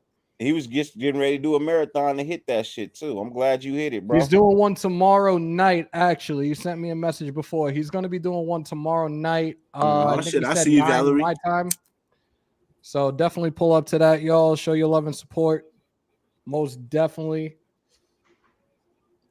You're the day after Valentine's Day, so y'all all get spoiled. Bro, look how good I got it this year. The Super Bowl's on the 13th, so we're going to Hollywood. So I'm gonna be watching. I'm gonna give you guys live Super Bowl reactions from Hollywood Boulevard. Then the next day is Valentine's Day, so that's with the wife. Then the next day is my birthday, but I'm gonna be on the fucking road on my birthday, but it's okay. So all 3 of them days back to back. No, Lumpy Shark. Nobody does that, Lumpy Shark. Nobody does that at all. No one does that, bro. That is the worst fucking possible thing I've ever thought of in my whole fucking life, bro. My God, that takes a creative fucking mind that to come is up a with creative that shit, mind, bro. God damn. Mind, bro. I would have never thought of that shit. You see that, bro? Yeah, that's crazy. You see Lumpy Shark's comment? Anyone else fart while catching anal points? So it smells. Oh my god, bro! Come on. And then you make me read that shit. God damn it! I'm fucking done with this dude. Yo, he is out of control. He is out of control, man. I swear to God. Anyways, yo, first timers in here. Don't let it be your last. Break them thumbs, hit them subs, and smash the bell for the original house, the only house. Hammers.House. Hammers.House. Hammer time. We will be doing UFC 271 tomorrow night. Hammer's little shack in the back. Yeah, pretty much. I'm doing I'm gonna do I only do the main cards. I hate doing the prelims. The shit is dragged out and annoying as fuck. But we will be doing the main card for Adesanya versus Whitaker 2. I got my money on Izzy. No questions asked. And I think Lewis, I think that heavyweight fight, Lewis is gonna take that win. That should be a short fight right there. That heavyweight fight. I think I'm gonna change my introduction, bro, when I come on screens now, man. Think I'm gonna be Dirty Raider, Mama's mistake down by the lake. Yo, what the whoa, my fault. We the people. I'm not showing it. I do commentary of it. I will not show it because I'm not losing my channel. White don't play. My fault. I let me put that out there. Port City was good. Yo, what it do, Port City? Shit, yeah, that's gonna be my new I gotta put that disclaimer out, and I'll make sure to put that disclaimer out tomorrow when I put the live out. Did you see the interview yesterday? The press conference for the heavyweights? No, for the whole for the two main cards, the co-main event. And I saw the Lewis one, and I posted it on IG. Did you see the shoey that the guy created now? That dude is crazy, man. He's funny as shit, though. Nah, he's cool, bro. Hey, like they said, they's gonna bang, so that's gonna be first round. It's gonna be over. Wait. What's his name again? Because I feel like I butcher it every time I say it. The Aussie guy? Yeah. I can't pronounce his name. Bro. Yeah. See, it's something with a T. I just don't want to butcher it. Try to say it. Oh God. You gotta look it up because his pronunciation. I hope he's not talking. Yeah, I cannot pronounce names for nothing, bro. I'm not even good at pronouncing names. I hope Mike Crane is not referring to Tuivasa. Tuivasa, yeah. Yeah. Tui. I just call him Tui. Dude be fucking taking fan shoes and drinking beer out of them and shit. Mike Crane. God, no, I'm not even. No. Oh yeah, look it up. Hey, Mike Crane. I hope that you're not talking about any women, my friend. Hammer likes to run a respectable channel. He likes to respect the ladies. He doesn't like the word bitches. Yeah, there's no females on the main card, but there's some. They got the Pena. I hope you meant as in no bitch ass people that's gonna give us a garbage ass fight. That's what I hope. Did he just say that, bro? Yeah, that's what he put. JoJo said so. Hammer, you just talking about? Yeah, we don't play like that. You know what? It is what it is, JoJo. Guess what? People enjoy the commentary, so whatever. And I'm not mad at you, Mike Crane. Everyone speaks how but they you can't do it anyways because Dana White does not play, bro. He be taking little small channels on, bro. You know why I do my commentary, JoJo? Because UFC's commentators are fucking trash, man. And people enjoy my shit a hell of a lot more than the UFC commentators. I'm up 21-7 with 3:44 left in the fourth. Are you really playing Madden? Yeah. You playing preseason or you playing a season game? I guess preseason or exhibition, whatever you want to call it. Like you playing online? Last time I played online was a couple of weeks ago against one of my coworkers, and I smoked him 38-21. Like he fucking scored 21 unanswered, and then I just cleaned that shit up. Ern likes to play the computer. No, I don't. I don't play the computer. Nah, Ern is my ass by the fucking playing online. Ern is a GTA 5 king, y'all. Y'all didn't know? Check him out. Ern, you play O-Pro? Ern likes to go for 2-point conversions on elementary school kids. Hey, hell yeah, because they don't know what's coming. And I got this cold ass play in the like the 2-point conversion play. Josh Jacobs swings out before motion, swings out to the side, and then right as he swings, then Derek Carr gets the snap, swings it to him. The wide receiver's blocking, he runs right around the corner for a touchdown every time. They don't know what the fuck hit him. I saw Ern run a dumb play one time. All the time. He made a Greg Olsen call on a 2-point conversion where he had Hunter Renfrow drop back and he just threw him straight line across. Yeah, he called a Greg Olsen play for a 2-point conversion. Val, 10 p.m. Eastern, 7 right. p.m. Pacific. I'm just doing the main card. Dirty. I mean, Hammer. How much longer you gonna be on? I gotta take my daughter to work. 20 minutes. Shit. I need to adult. That's about how long it's gonna take me. I need to adult, but I definitely appreciate you pulling on up, bro. It's been a minute. Adult shit. Thank you for having me. I'll see y'all next time. All right, bro. Yes, sir. Make sure to check out West Side Sports. Ern's got Raiders. He's got the Warriors. I'm not sure if he does baseball, but I know he's got those two on lock. So definitely sub to that channel.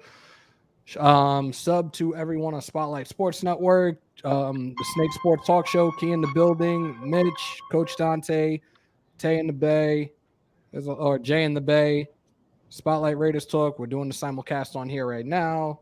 There's a lot to sub from them. How many matches on the main card? You got 5. Actually, 1, 2, 3, 4. Yeah, 5. Yeah, I did a video about that last night. That's why I know it's 5. I'm looking at this card now. I only like the co-main event and the main event, but it would be wrong for me to just pull up and be like, hey, we're here for the co-main event. Like, nah, I'm not doing that shit. Now, you got some good up-and-comers, though. I'm looking forward to there's 2 fights in there that I'm looking forward to in the main card. Cyborg is she fighting again? No, somebody just asked if that would happen. I only played 3 games on Xbox. I play Madden. I play 4. I play Madden. I play basketball. I play football. Madden, basketball, baseball, and golf. I got Xbox, so I play Call of Duty. I play Madden. I play 2K. If any of y'all want to play some Warzone, I'm totally game. I'll do the fucking. And FIFA. I gotta throw the FIFA in there. I'll do the cross-gen shit. Damn, nice of you to join us. What's up, man? What up, bro? What's good, man? What's going on, man? Just wake up. No. I'm up, bro. I had some shit to do with my wife. Touchdown, Hunter Renfrow. Yeah, I can dig it. Some shit to do with the wife. Now I'm about to go get my workout on, man. Kind of I've fallen off since I got sick. Waking up, it's Folgers in your cup, bro. It's 1 in the afternoon, bro. Not for me. It's 1:42, bro. I get up at 5:30 in the morning every morning. God damn. Breakfast is still being served at McDonald's for me. Bro, I only slept 4 hours. I didn't go to bed till 6 this morning, and I woke up at 10 just to be on here. So. Yeah, word. Yo, this is dope. Shit they normally do. Fuck it. Wait, you're on my phone. I was just looking at the community tab and I was looking at the community tab and I see Docs is doing something real dope, man. A nonprofit organization. That's fucking dope. I want to share that out, man. Definitely. Fumble! And we got that shit back. Fuck y'all. What you playing, Madden? 28-7. I'm up right now with 2 minutes left. Who you playing? He's so rude and disrespectful. He won't even show us the screen. Mm-hmm. Well, it kind of be difficult to do that because of what I did with the webcam recently. If I turn this shit around, it's going to be all sorts of fucked up. Yeah, man. You didn't allow yourself no slack to move the camera? I know. There's plenty of slack. I took the fucking mount off. I didn't realize I could pop this mount off and screw this onto the ring light, but the way the ring that it screws into the ring light, it doesn't stay like totally. It's still kind of loose. So if I were to touch it right now, the cord just grabs it and swings it to the left or swings it to the right. I understand. Shit is mad annoying. I've been on here so much, man. I said I had to take a moratorium. I couldn't help but just drop it in the same. What's up? Carr should be posting him playing video games soon on YouTube. Oh, bro. Man, I don't know, man. Hey, Dirty, how close did you get, man? The Dirty race to 1,000. 868 is I where I'm like at that. right now. The dirty race. I like that. Yeah, I'm good like that. Appreciate that.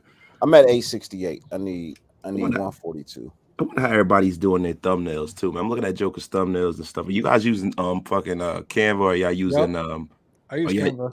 Is anybody using Photoshop? Nope. I do when I want to. I don't know how to use Photoshop worth for shit. I just bought that Neither shit. do I. That's why I use Canva. Canva. You know what I did? I took a whole day, bro. I won't even bullshit you, bro. I took a whole day and just watched the editorials on YouTube for Photoshop. It's super fucking easy. You know what I mean? It's super easy. I just watched like 9 or 10 of them, and then I just wrote down key shit. You know what I mean? Yeah, I think I'm going to do that. I know a lot of There's the a guy on use, there that works for Photoshop. He's one of the writers of the program, and he does like a whole 3-hour, 4-hour tutorial on the whole damn thing. I didn't take that amount of time. I just went through section by section and just pulled the immediate shit. And as I get more into it, I just watch more, you know? Yeah, well, Eagle, what's up, bro? Hey, Winston, actually, Andy has that young dude that does his thumbnails all the time. Yeah, Raider. Icy Nate. Icy Nate. Yeah, Icy Nate's really good at that. Good job. With Digital Prez is great at that shit too, though. Digital Prez is right now. That's who does my thumbnails. He does a lot of crazy shit. He doesn't do just thumbnails. Yeah, I just need to learn how to do it for myself. Like that. I gotta learn how to do it for myself, though. You know. Yo, Wasted, what did you think of the pick I sent you the other day that he did for us? It was good. He got to get a better picture of me though. You know what I'm saying? But other than that, he got me on my like, come on, bro. That Anderson .Paak one was dope though. That was corny as hell, bro. I've been roasting that boy all week, man. I'm gonna leave the door. Listen, I've been roasting everybody all week though, man. Hey, we gonna have to do that though. I think me and Wasty gonna do a show as Silk Sonic.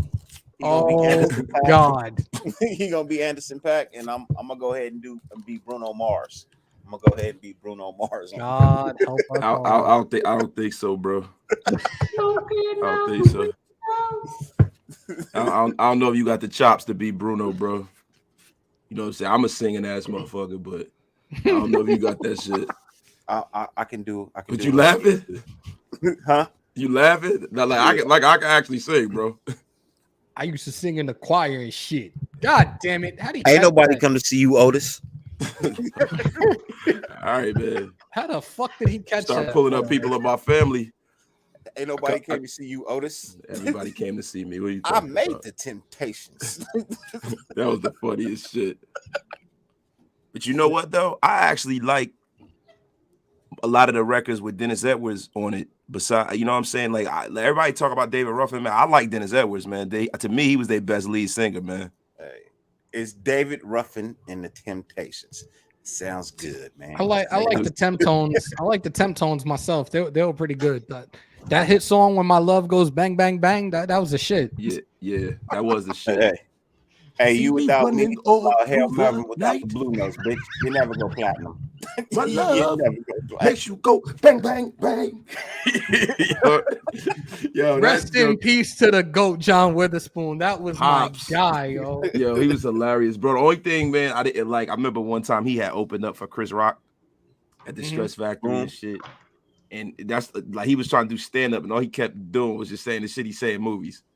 I was like, man, this motherfucker corny as hell, bro. You know, I was like, yo, he just went up on stage and stealing money and shit. Yo, I used to tell people all the time, my grandfather, God rest his soul, man, like before there was John Witherspoon, there was my grandfather. Like they fucking dressed almost identical. I thought that shit was hysterical, man. Yeah.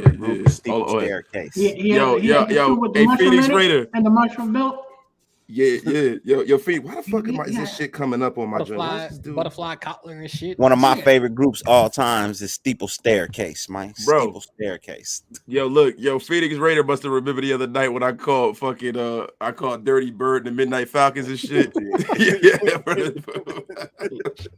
Hammer, you need to play Destiny 2 and Apex. Yo, that was the funniest shit, yo. Because when you got your hair done, that's the first thing I thought. I was going to tell you when I got on air, but I ain't want to disrespect. I was going to be like, yo, hey, Dirty, I told you my hours are from 9 to what? 9 to 5. I thought he was, honest to God, when I saw his hair, I thought he looked like Zeke from fucking Ghost. I was like, oh shit. Same guy. Same guy. I was like, yo, he looks just It's like the him. exact, What the yeah, it's the fuck? exact same guy. That's the exact same guy. That shit Oh funny my as God, hell, man. bro. We've been He running played, for Red in 5 Heartbeats, but he also played the character in Ghost. Big He's Red been in some other selfish shit too. He was in that movie with Sandra Bullock with the bus. Oh, Speed. Speed. Yeah, he was in Speed. That was probably one of the worst movies Keanu Reeves ever did. That movie actually was a blockbuster. That's what made him Yeah, famous. that's a big movie, bro. That's the movie that Point Break really made him famous. But then that one was his biggest blockbuster by himself. Pop quiz hot shot. I don't know if that's what really made him famous, bro. Bill and Ted. Don't say Bill and Ted, bro. I was gonna say Bill and Ted. Bill and Ted, bro. Look, it made him famous, but I'm talking about being a movie superstar. Point Break. Point Break is the one that made him an action star. Yeah, that's what. And then his biggest blockbuster at first was Speed. He was like the biggest actor in Hollywood. Yeah, Mike, I'm not. You remember that weird science movie that he did called it was before the Matrix, but it's basically like a Matrix. Johnny Mnemonic. Yeah, that shit Mike, was trash. I'm not. Bro, so let me ask this. I'm not keeping them. What up? Let me ask this question. So would Matrix have been better if Will Smith took the part? Hell no. It would have been terrible. Will Smith can't act to me. Oh, which reminds me, the reboot of The Fresh Prince comes out on Sunday, y'all. Yeah, I saw that shit. I gotta sneak. That shit it's all serious and shit. Yeah, I don't think I'm gonna be able to watch that. I'm gonna watch it. I'm gonna watch it. Night, though. I'm gonna watch it because it's a young black writer. Didn't that come from like a little see skit that they did from YouTube?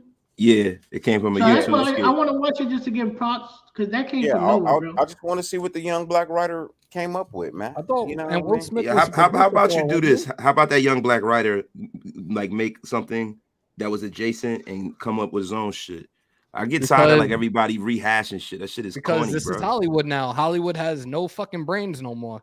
That shit is crazy. Like they go into comic books, they take every comic. Like the comic book thing is dope because when I was a kid, I used to read comic books, and I always used to wonder, like, I hope that they're able to do some of this stuff, like, well, like, because the Batman movies and things like that. I'm like, you couldn't do like the Fantastic Four or something back. It's gonna look trash because they did it in like the 70s. Fantastic Four movie. But I'm just saying, or like the X-Men or something like that. I was like, it's gonna look stupid if they do it. But when they got the technology, I was like, okay, cool. Then they did Transformers, and I was blown away with all of that stuff. But now it's like, yo, they've gone into everything to the point where like they're going into like obscure superheroes and shit. You know what I'm saying? And you're just like, yo, like the fuck? Wait, so think about it like this: the guy that did the what's that movie? Bro, it's like the biggest movie of all time with the blue James Cameron. They did. Yeah. He's delayed his movie just so it could get to the effect that he needs. Like he's delayed the production of this movie that he's making because they don't have the technology he needs to make it. He's created the technology. That's crazy, bro. He always does that. He always sets. He's always set the standard for movie magic. With Terminator 2 and all of the stuff that he's always done. So I'm amazed to see what he's gonna do. I hope it's not another fucking Avatar. That's what it is. Yeah. Look, I'm cool. I never saw Avatar because like I'm just good on like the savior. Like going into fucking another planet and saving a whole nother race of people. I just get tired of saying that shit, bro. They're remaking Toxic Avenger. I'm good. Toxic Avenger was ass. Wait, what? The Rock is doing a Call of Duty movie? Oh my Toxic god! Avenger from the 80s. I'm not looking forward to that. But like I don't want to get in the 80s. Toxic Avenger was the only thing that was good about all those Toma movies. They used to show the boobs. They should show boobs and shit. So like when you was younger, you got to see your fair share of titty. Hey, look, for me, I know a lot of people don't like Will Smith, bro, but in all honesty, when I was growing up, it wasn't that many positive black role models on screen. You know what I mean? It just wasn't. So I naturally gravitated to something that was more positive on screen than something that was more negative in the street. So I like Will Smith, you know what I mean? But that's just me. You know who they didn't promote as much, and he was a great actor to me. Like growing up was Cindy Poitier. That's who was the actor at the time. That's bro. His his range was just crazy. You know, he's a great actor. Bro, you went my guy. Bro, that's what I'm saying. Like, if you're gonna look at somebody that could act, that's who it is to me. Bro, that's the best actor. You and Denzel Washington and Denzel, yeah. But bro, you went to the standard of black actors. He is like the Bible of black actors. Sidney Poitier. My name is Mr. Tibbs. You know, like, come on, bro. We all know Sidney Poitier. Mr. Tibbs. but like, you know what I'm saying? It's Will. It's not that Will is an archetype for movies. But what Will Smith did to try to make himself viable is to have range. But he doesn't have that range. He needs to realize that. It's the same thing that Tom Cruise does. Tom Cruise tries to go outside of his range in the movies that he tries to go outside of his range. Bomb. So he realized that, I am an action star. I am a movie star. I have to make good movies. What about Jamie Foxx? Jamie Foxx is excellent. Jamie Foxx is excellent. Jamie Foxx is one of the greatest actors, man. He's one of the greatest talents. You know what I mean? I can agree with that. But one of the actors that I love, bro, and I feel like he just does not get enough credit because his life is not in the limelight, and that's gonna be my boy Don Cheadle. You know what I mean? Don Cheadle, he's a phenomenal actor, bro. He has range. He can do comedy. He can do drama. You know what I mean? Like he can achieve both. But he's not a movie star though. We talking about like top billing stars. Like he's a that's great the thing, bro. He should be. Look at him in Ocean 11. He stole the show in Ocean 11. Movie stars. He stole the show in Devil with a Blue Dress. Talk to Me was a great fucking movie, man. Traffic. He stole the show in Traffic, bro. But you know the thing, he's not a leading man, bro. You gotta have the looks to be a leading man, and that's the problem. He's about to get that the war show, the armor show, and Disney Plus with Marvel. War Machine. He can act, but he's not a leading man. He's a great supporting actor. He's not a leading man. You know what role Tom Cruise killed outside of his norm? Tropic Thunder. That shit was fucking hysterical. That was hilarious, bro. That shit was hysterical. Everybody looked like that was Tom Cruise. But you know what's funny? You know who he was kind of making fun of and acting like? Harvey Weinstein. Seriously, that's who he was acting like, because Harvey Weinstein was his agent at the time. He was everybody's agent. He's acting like Harvey Weinstein. But that's one of the funniest scenes in that whole movie. He's like, who am I talking to? Flying wagon. We are flaming wagon. You know what you could do? Step back and fuck your face. Fuck your face. Robert Downey Jr. is great. You know, it's a lot of great actors, man. Wonderful, great actor. But Robert Downey Jr. has been good since the 80s, bro. Like, if he didn't have drug problems, he would have been a lot bigger. Facts. The drug problems derailed him. Facts. Yeah. But I'm very proud of how he was able to bounce back. Yes, I'm not. I've been living in New York since they've been while they were filming the Spider-Man movies, but never went around the area where they were fucking on set. Nah, so you don't live in Manhattan, so you would never see that. Nah, it's like 20 minute drive for me. The only thing that I could tell from your accent that you probably originally from Queens and you probably live in Long Island. Originally from Long Island, grew up on Long Island. Almost my entire life. Yeah, I could tell you from Long Island. Got that no fucks given, cocky fucking swag. Nah, it's because you have that. Like, Italian, he was rocketing colors. That Italian kind of like, you're not Italian, but you got. That's all I hung around. That's why. Yeah. Hey, let me ask you this though. Why do you people love talking crap about Florida, but all y'all moved back to Florida? I lived in Florida for 2 years and I loved it. I loved where my thing was Florida because I ain't from there. I love where I live. We're talking about New York. No. New York I don't. Love talking about Florida. I loved. They live in Florida. No, I lived in Sarasota for 2 years and I loved every single bit of it. I just went back there in 2018 and I almost didn't come back. I was like, why the fuck did I leave in the first place? Yeah, Florida's dope. It's just that it's something to be said about being able to get a hamburger at 3:30 in the morning from a diner. You know what I mean? It's something to be said being at the epicenter of everything. You know, like when you move out of like the tri-state area, you like have to have a car and you gotta like account for going to do things that are fun.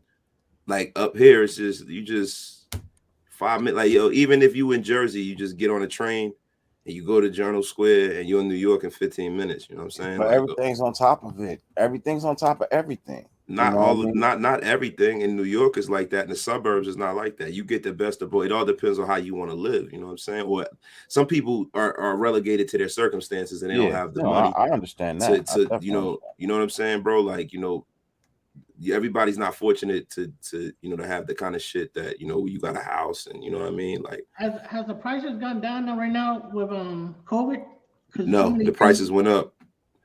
Prices went up, especially up here, because everybody, all of New Yorkers were moving into like Jersey and moving into the outskirts of New York because they want to have their own houses. Because when you get stuck in an apartment, it's cool to live in an apartment when you ain't really there and it's nice. You got a nice view and you go home and fuck your girl and go to work every day. But if you got to be in that bitch for 6-7 months every single day in some little ass room, you like, yo, this is the pit. So all of them people from the city with money and kids that's in finance and shit like that, getting fucking $90,000 quarterly bonuses and shit, was going out to the suburbs and overpaying for everything. They'll buy some old shithole house and gut it. You know what I'm saying? Just because it's close to the train station, and they were buying everything up. Like I had people on a couple of my, because I got a couple of investment properties. I got one in the hood, and the motherfuckers was offering me fucking damn near 2 times more than I paid for the motherfucker. You know what I'm saying? And it's like, then that's just how it is, Like every day I got somebody call me trying to buy my house. Every day, some asshole is some number I pick it up. Hi, are you? Oh shit! Hold on, I gotta get little man his meds. I understand, bro. That's how it is. It's like Cali, New York, and New Jersey are the most expensive places to live. Yeah, I live in Miami, bro. Miami's crazy. LA is so large, bro. Like just the county of Los Angeles itself is bigger than a state. You know what I mean? It's bigger than like a couple of the states on the East Coast. Just the county itself. You know what I mean? So for us, it's a little bit more spread out. Yeah, we need cars. You know what I mean? Like our apartment buildings are few and far between what you guys have. You know what I mean? Like we got apartments, we got a shitload of them, but they're not as close. You know what I mean? They're not as massive. You know what I mean? They're spread out, so it seems like it may be, slightly different. And that's what I like about LA is just the fact that we're so fucking large and spread out. Yeah, y'all traffic is crazy, bro. Hey, Dig, I got some important news here.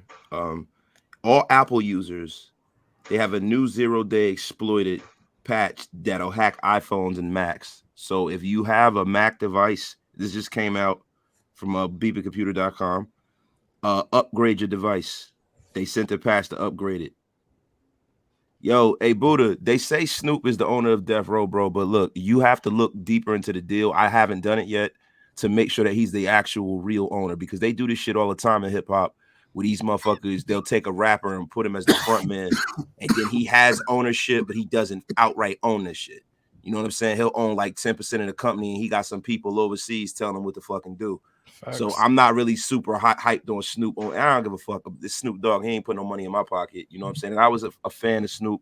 He was younger and shit. But they have that whole new album. I'm from the East, so like I really, you know what I'm saying? Like it's certain dudes from the West Coast that got respect, but a lot of the West Coast rappers we wasn't fucking with back in the day anyway. You know what I'm saying? So it was only the best of the best. The Death Row of old is not coming back, man. It's never going to be the same. It's just a record label name at this point. Yeah, but you know the good thing, you're not gonna get the feeling because of technology, like right. So the world is so fucking like the world is different. Like when you used to go out west, I remember when I was younger, when I would go out west, right? You would go out west and you wouldn't really hear a lot of East Coast music. I mean, you did because you had to, because if you're gonna play hip hop, the top artists were from out here, right? And when the West was making their ascension, but they had so many artists that I discovered just from going out there. You know what I'm saying? And when you would come to New York, you would hear certain people that y'all never heard of. And then you would go down south and then they wouldn't, like, you would go down south and ask them, yo, you ever heard of Redman? They're like, I don't know who the fuck is that? Who Redman? What you talking about, man? I remember going down to North Carolina back in the day and seeing 8 Ball and MJG. Went out with my cousin and seeing them before they came out, and I'm like, yo, who this fat motherfucker on the stage? This dude is ill though. You know what I mean? But it's like it was different. It was like the world was closed in. We had our way, we dressed, and you could see a motherfucker coming from a mile away. Like you still like somebody from like Harlem or something like that. You could tell somebody's from Harlem. You could tell when they from New York. You could tell when they from Jersey. You know what I'm saying? You could tell when somebody from Jersey City. You could just tell. If you go further South Jersey, you could tell somebody is corny because they from South Jersey. You could just tell. You know what I mean? You could tell they from like Perth Amboy or some shit. Oh God! Like, you'd be like, yo, you bozo. They dress like bozos. Like they look crazy. So like, no disrespect to Perth Amboy. I don't want to disrespect no South Jersey dude. But then you go to Philly, and then dudes from like South Jersey sound like they from Philly because they closer to Philly. So everything's the John and the Bull, and and they got their way they dress, and they got their own music stations, and it's just bugged out. Like the way the internet made shit, everybody looked the same, everybody sound the same, everybody used this from New York. Or what the fuck happened? He's freezing up. But yeah, music did change, especially now with Spotify. You have so many reasons. Like you could hear little small artists and stuff like that now everywhere, bro. So, because I know like 80 music, the Miami scene was different than the New York scene, West scene, right? So like when NWA hit this thing, it was like to us it was completely different, and it was harder to hear, bro. Take bro out of the screen, man. Take bro out of the screen, bro. Where's Prez when you need him? But Dirty, the traffic in LA, bro, has it gotten better though? Because or is it just so where I live right now, I live right at the number one rated congested spot in Southern California. Is literally across the street. So me coming home is always a fucking problem, bro. It takes, and I bullshit you not, it takes 1 hour and 10 minutes to go 6.5 miles. That's crazy, bro. Yeah. So right now they're literally doing construction to open that shit up because we're number 1 in Southern California, and we're number 7 in the country.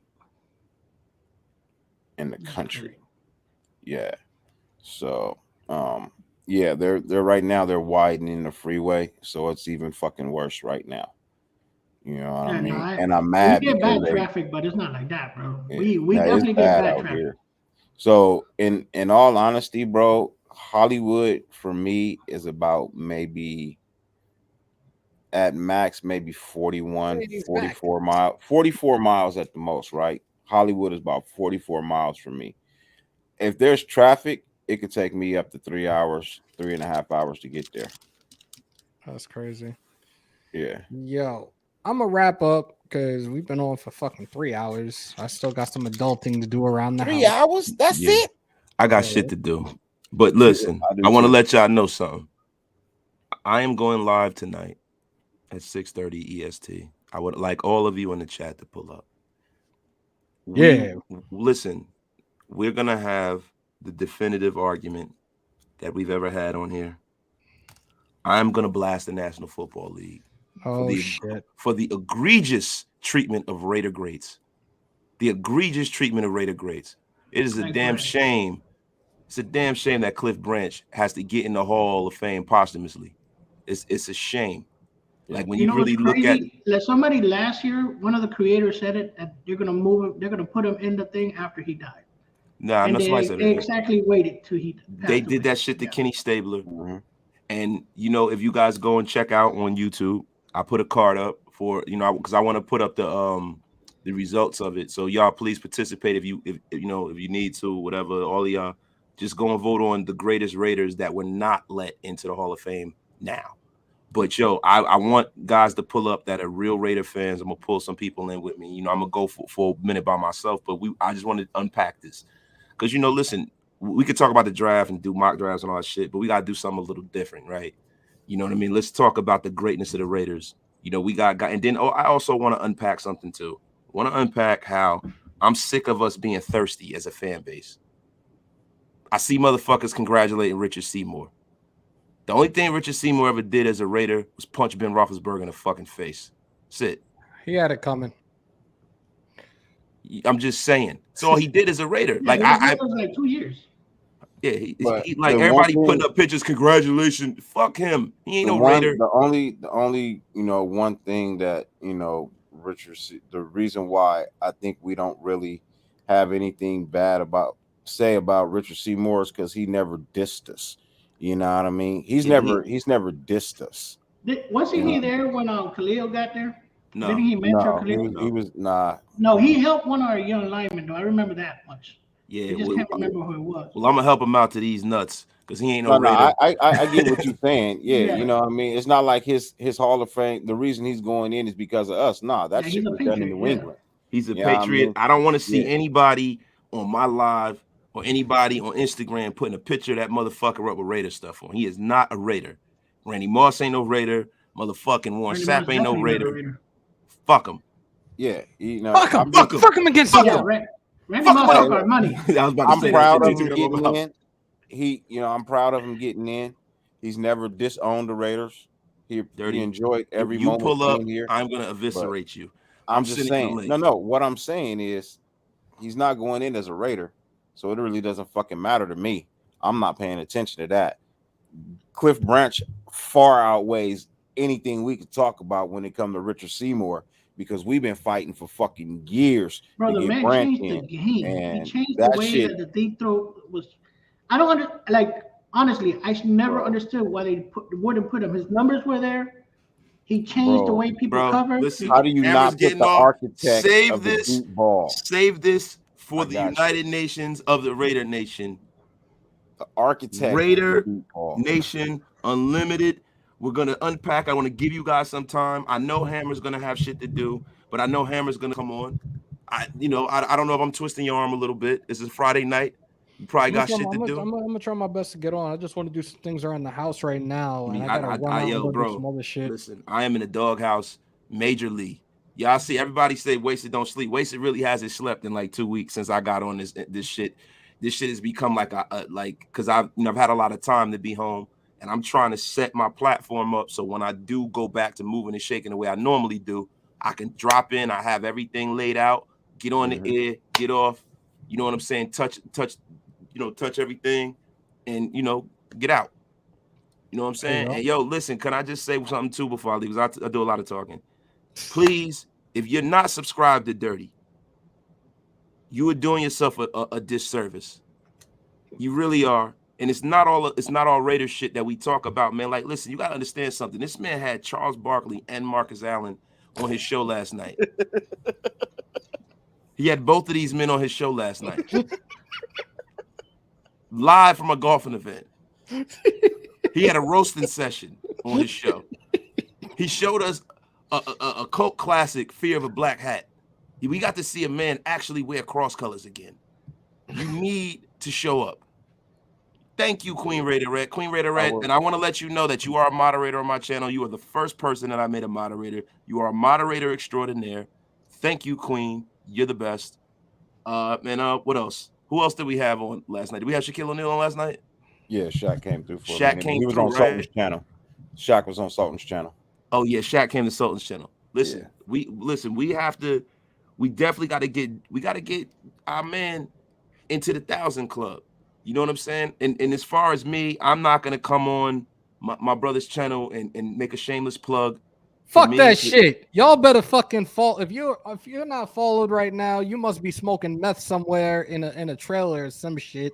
Yo, sub to Raider Nation. What is it? Raider Nation Unlimited featuring Wasted Talent. Please sub to his channel. Another dude that's nearing 2K right now. He's actually catching up to me, which is fucking dope. He's only been on here for like 3 weeks or a month. About 2 weeks. Sub to his channel, y'all. Please. I'm sorry. That's a little humble. That's a little. Yeah, I don't want to do a shameless. Fuck that. I've said this a million times. When it comes to anybody that's wanted to do any type of content on YouTube, since they've met me, I'm paying this shit forward. Whatever I could do to help y'all, I got y'all. Y'all ever have questions, feel free to hit me up behind the scenes. I don't care. Hey, this is the person I am. Shit right there. And other people need to start seeing that shit a little bit more, man. Y'all really need to see the person I am, because this shit is not about being monetized and this, that, and the third. I fucking love my supporters. Y'all are truly my second family. I fucking open up to y'all a lot more than I do people on the outside world. So, yeah. If you haven't subbed to my channel, sub to my channel.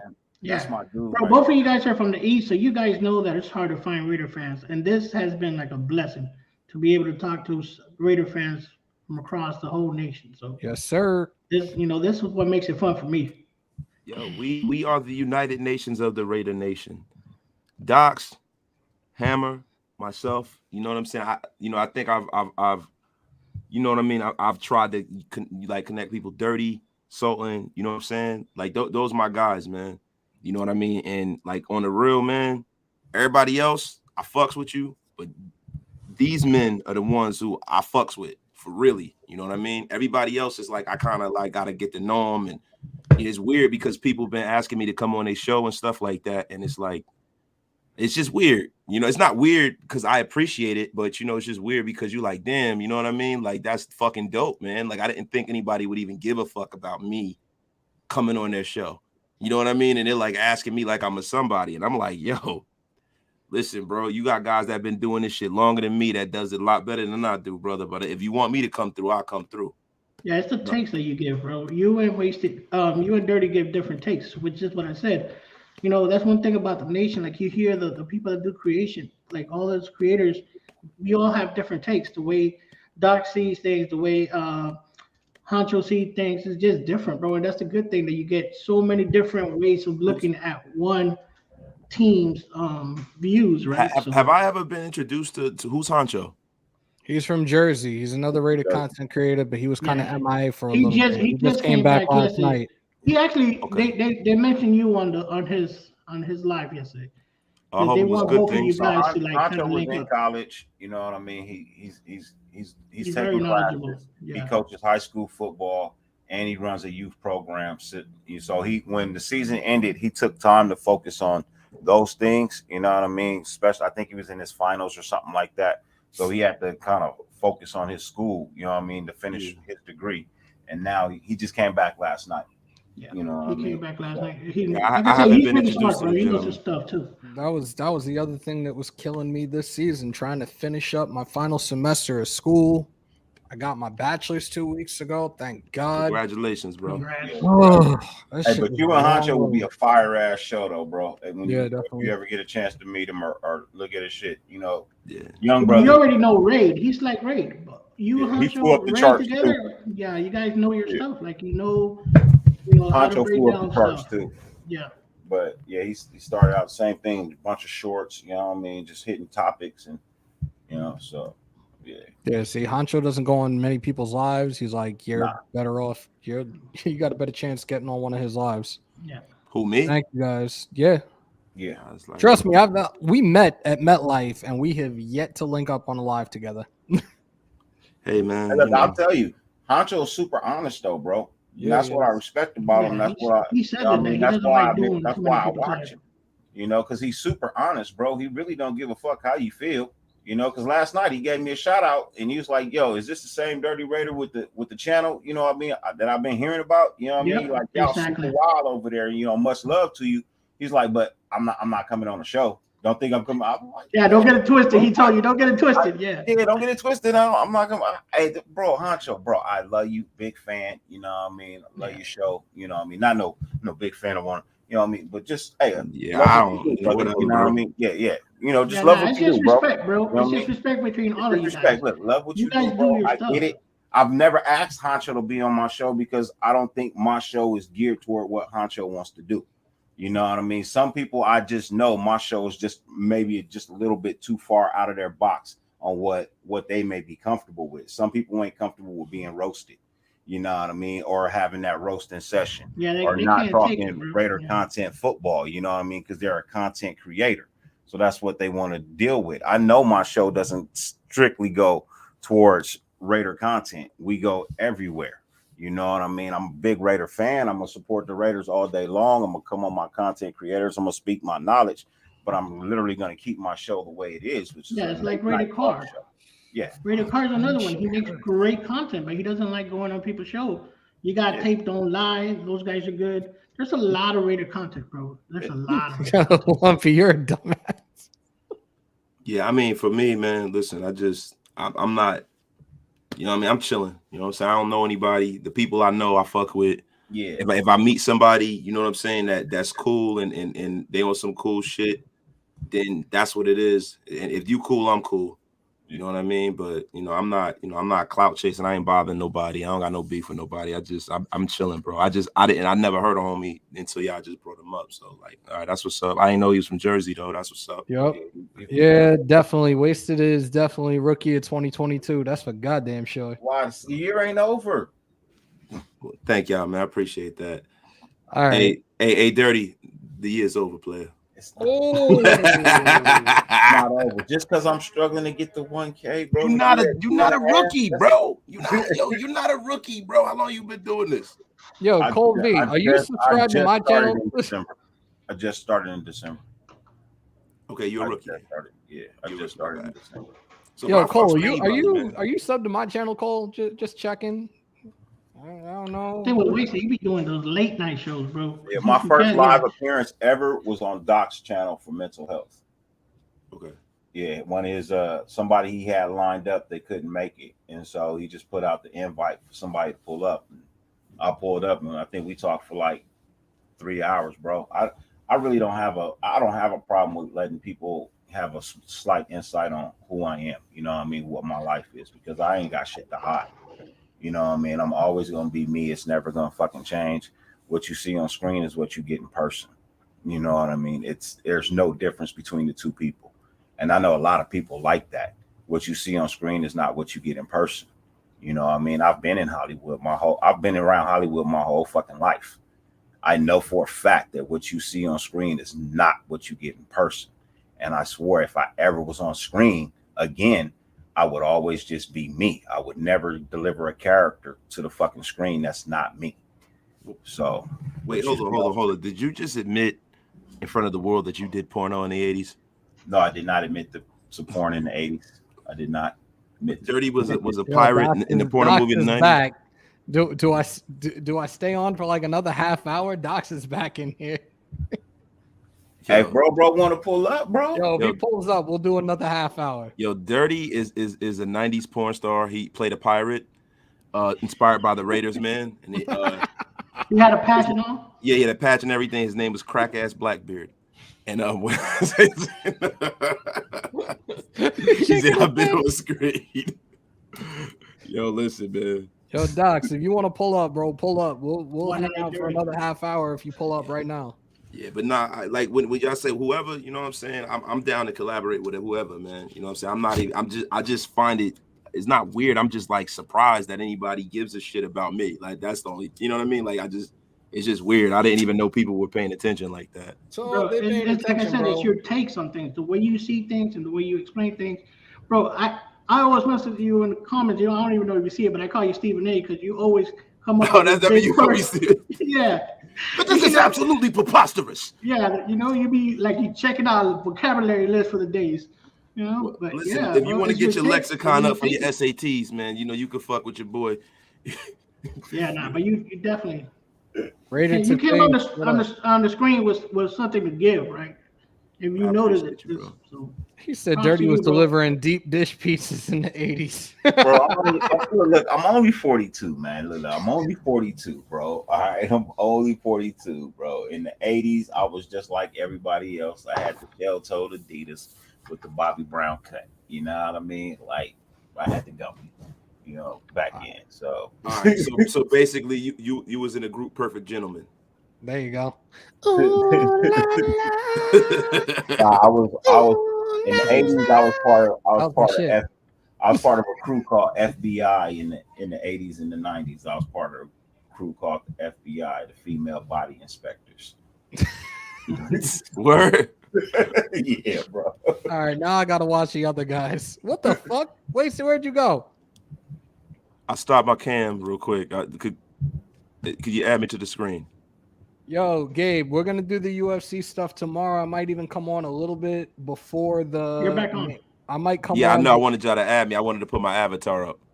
I might pop on before when the main you- card, and when you turn we'll off your- talk a little bit before the main card, and then we'll get into the main card shortly after. So maybe I'll start 9:15, like 9:15, 9:30 Eastern time. So it's 6:15, 6:30 Pacific time. We'll do it. I gotta create a thumbnail and get everything ready for tomorrow, though. Most definitely. Dirty, let them know where they can find you, bro. So you can find me at Dirty Raiders Basement on YouTube, hanging out, chilling. Yeah, when your camera goes, your screen goes too. You go to the background, your microphone only. Yeah. I just ordered a couple of Raider fitteds. Those shits are going to be fire. Yeah, you can find me there. It's getting dusty. I got a couple. They're getting a little dusty. Dirty_Raider at IG. You find me all over the YouTube, popping up at my brother's events when asked and requested. Other than that, you can find me in the chat showing love and support. And then you can find me here at Hammers.House, the only house for UFC and Raider content. My brother. Yes, Wasted. Yes, listen, everybody, you can find me at Raider Nation Unlimited YouTube. You know, I've been whoring myself out and going on podcast after podcast.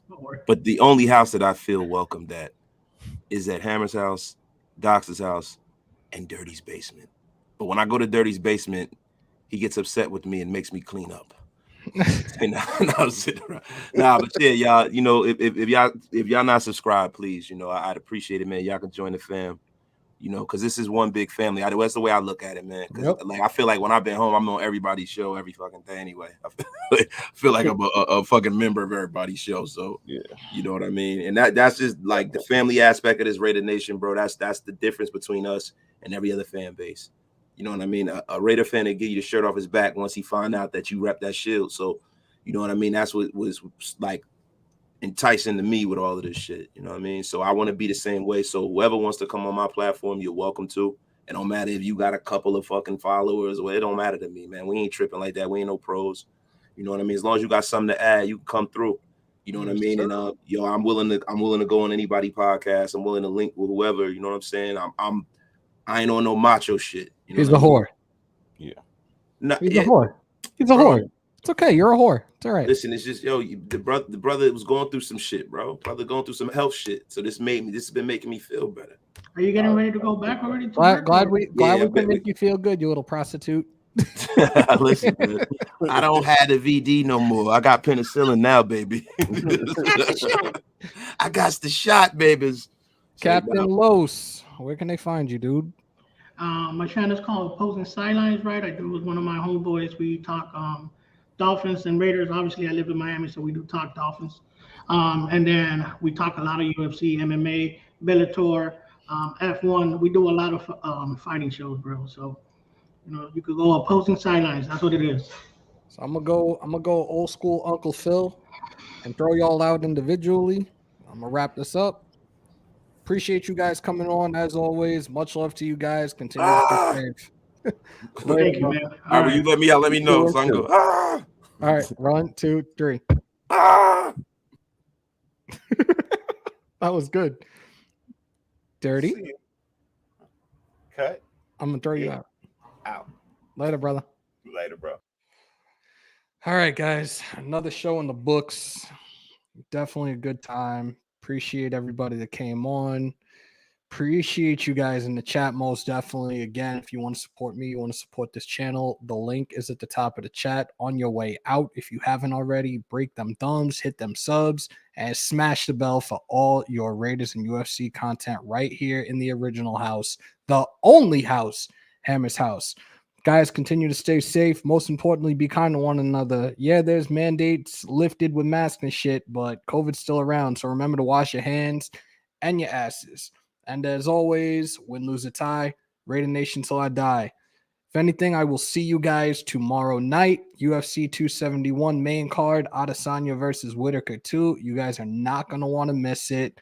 Hope to see you guys tomorrow night. Shields up.